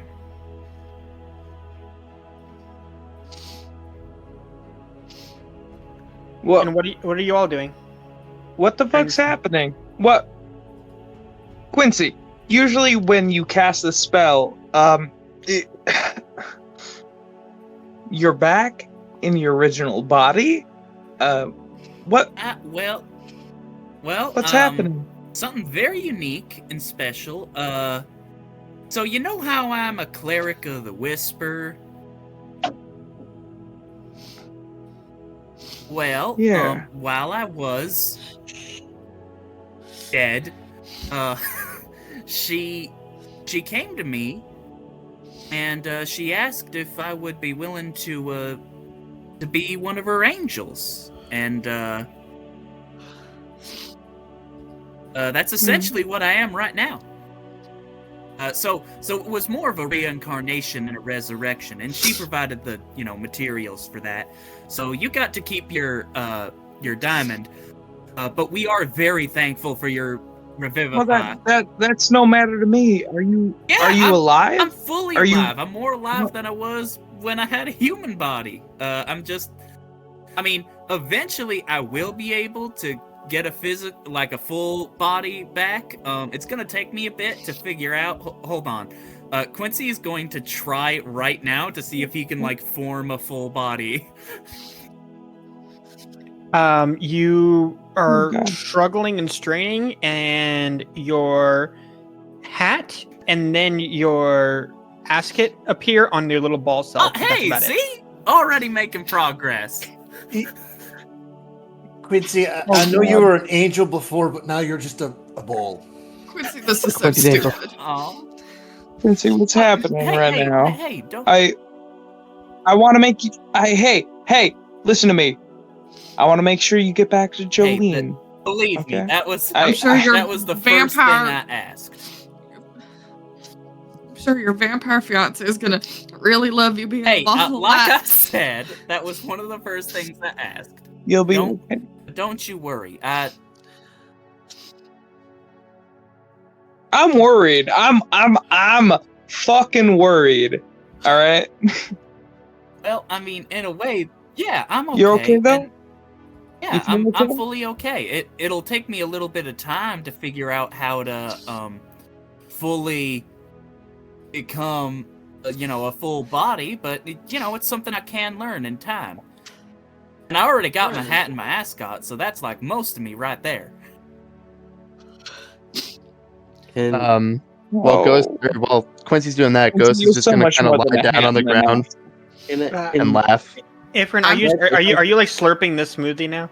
No, I'm not slurping the smoothie. There's been a steady small scream from me as this dude's been slowly being we should put probably into this focus cup. on that. That seems real important. Yeah, why? How close to you putting? Hey, Efren, what the fuck? You putting my brother in a goddamn cup? No, not him, Marcus. Part of the goddamn cup. Yeah. To save him for later. Oh, okay. That's fine. To then That's be fine. transferred, ideally, to. I'm a little confused. My friend died and became a ball of light, so Ghost is gonna walk up to Banjo. I'm a little confused. And put his hand on the shoulder and say, "You did good, bud." Oh man, that is one thing I would have liked to use my human body for, is to just pee in the cup that Marcus Demon's in. That would be just icing on the cake, but no, don't be like that. That's toxic. I'm just saying, Quincy. Banjo's here for you. I'm sure Banjo wouldn't mind peeing in the cup for you. Can we not? What? Hold on now. No. I don't think. No, it's is that not necessary, but. Is that like another spell component that I'm not privy to? No, it was a joke, Banjo. It was a joke. I don't get jokes. He's a ball of fucking light right now, and I just want to know how to make my friend not a ball of light anymore. Right? Am I crazy? Am I the crazy one right now? What's happening? We put a goddamn tyrant. Banjo. Cup of smoothie in my friend's a ball of light. Am I the crazy one? Yes. Am I done? I'm the crazy. Okay. All right. Yes. Well, yes. Efren, you are now holding a 7-Eleven smoothie cup with Marcus Demon inside. No, I don't even know what that brand is. Is that we have that here? We have those. We have a 7-Eleven. No. Decidedly no. But there's still somehow. Yeah, we have an An 11. Adela's brand slushy. All right. I like Heathers. I like Freeze Your Brain. Like JD. Damn it, Banjo! You know what? I don't know what's happening anymore. I got that. My friend's a ball of goddamn light, and there's a man in a smoothie cup. Banjo, I shake the cup up a whole lot as I hand it to Tig. There you go. Drink it. No, I'm not gonna drink it. Don't. Yeah. We have to put this You're right. in. That was a bad judgment on my part. Don't drink Yeah. it. Also, you can take this, and I'm gonna hand you a jar. I'm gonna just make a face at you, like, come on. Ifrin, is it that jar? How did it happen that this, like, literal, this man who killed probably my parents, I don't even know my parents, or a lot of people in Boss Rye, he's in a cup now? And we're gonna put him in a gun. We're gonna keep him in a cup. All right, you know, I'm not We're gonna transfer him at some point from this smoothie cup to my gun. Should probably get to work then. Tig is now disassociating, and how burnt down is my parents' shop? There is literally just the framework and Fantastic. a burnt sign. I am holding the cup, and I am just sort of going, and I am sitting in the ruins of my parents' shop, and just sort of. I think everybody could take 5 here. Disassociating. And then I'm gonna slow down. Float over to right. Tig and just We can agree on that. kind of hang out.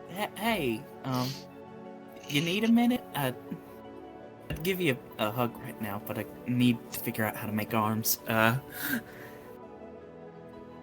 Quincy, you're a ball of light. I'm so concerned. I'm really concerned.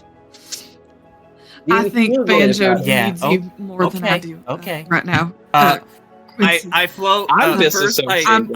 I float away, but as I do, I float to Vanth, and I'm like, go to her, come on. And I float over to Banjo and just try to reconsole Banjo that I'll eventually be able to make my body. It just will take me It's some cute. time. Yeah, We can hug him. about it. I'm concerned, but I love my friend. Yeah, I'm just gonna sit I against imagine the the wall. ball of light is warm to the touch. Can I dance? Oh. You know what? Yeah, you You can can. dance if you want to. Okay. We will. You can leave your friends behind.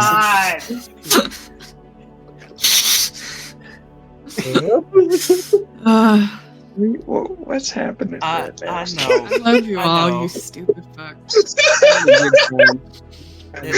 I know it's a lot. He's a ball of light. There's a guy in the smoothie jar. What? Okay. Anyway, We should probably I'm figure gonna out calm what our down. next step I'm gonna is. calm down a little bit. I'm gonna calm down 10 levels. Your I'm feelings breaking are valid. too. Don't Not worry just about normal. it. I'll hold on. Let me try again. I try to manifest a body again.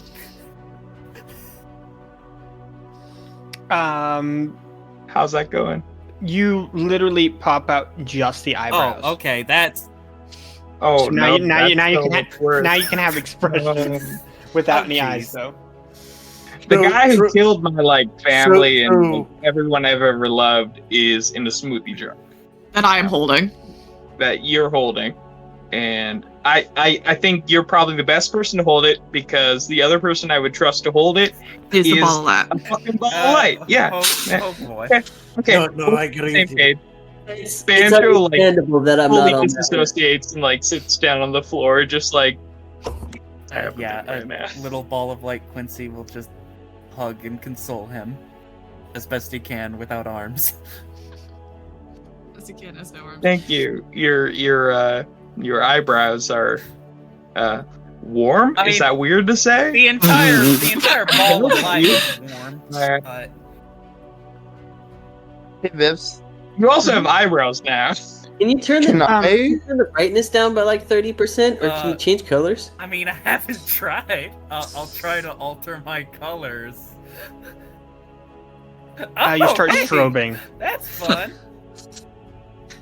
Yo, I start dancing even harder. Hey, Elias, can you turn the lights down 30%? Can I make a Sloping perception light? check just to see if That's what I anybody's want, around? man. Like if there's Yeah, make a- anybody. Go ahead and make a perception check.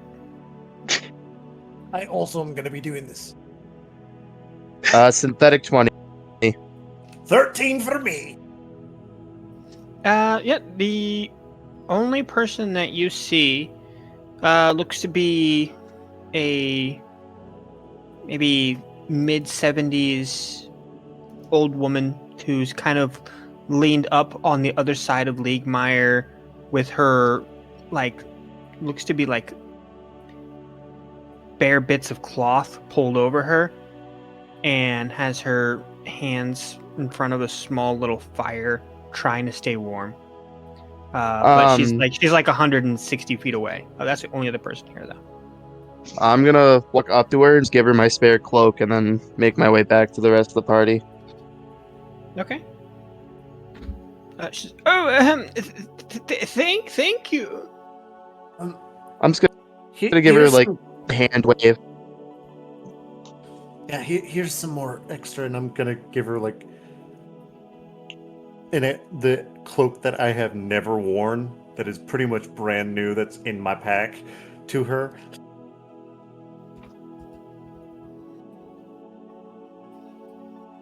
Try to stay warm, okay? Is it a gnome-sized cloak? Thank you.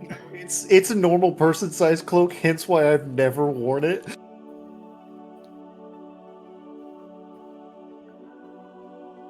And with that, we cut over to one other scene.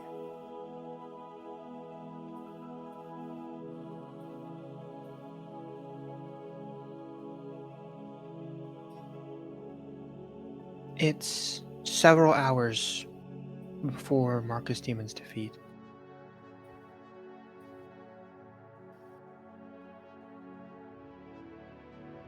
Scarlet Plague is scouring the streets of Basrai, looking, hunting.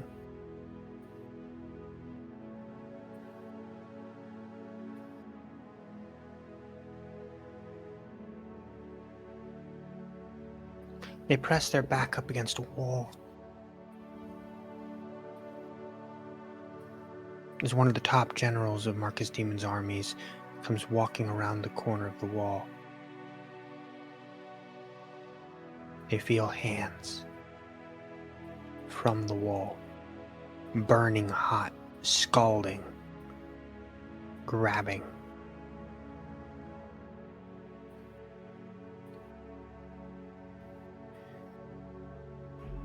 They hear, You had no right. You had no right. We were just as much victims as everybody else. You knew it. There's not a single ounce of mercy in you. Not a single bit. As they are drugged into the wall.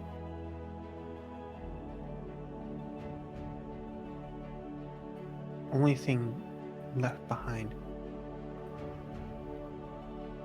comes from the coat of the Scarlet Plague, Glissé.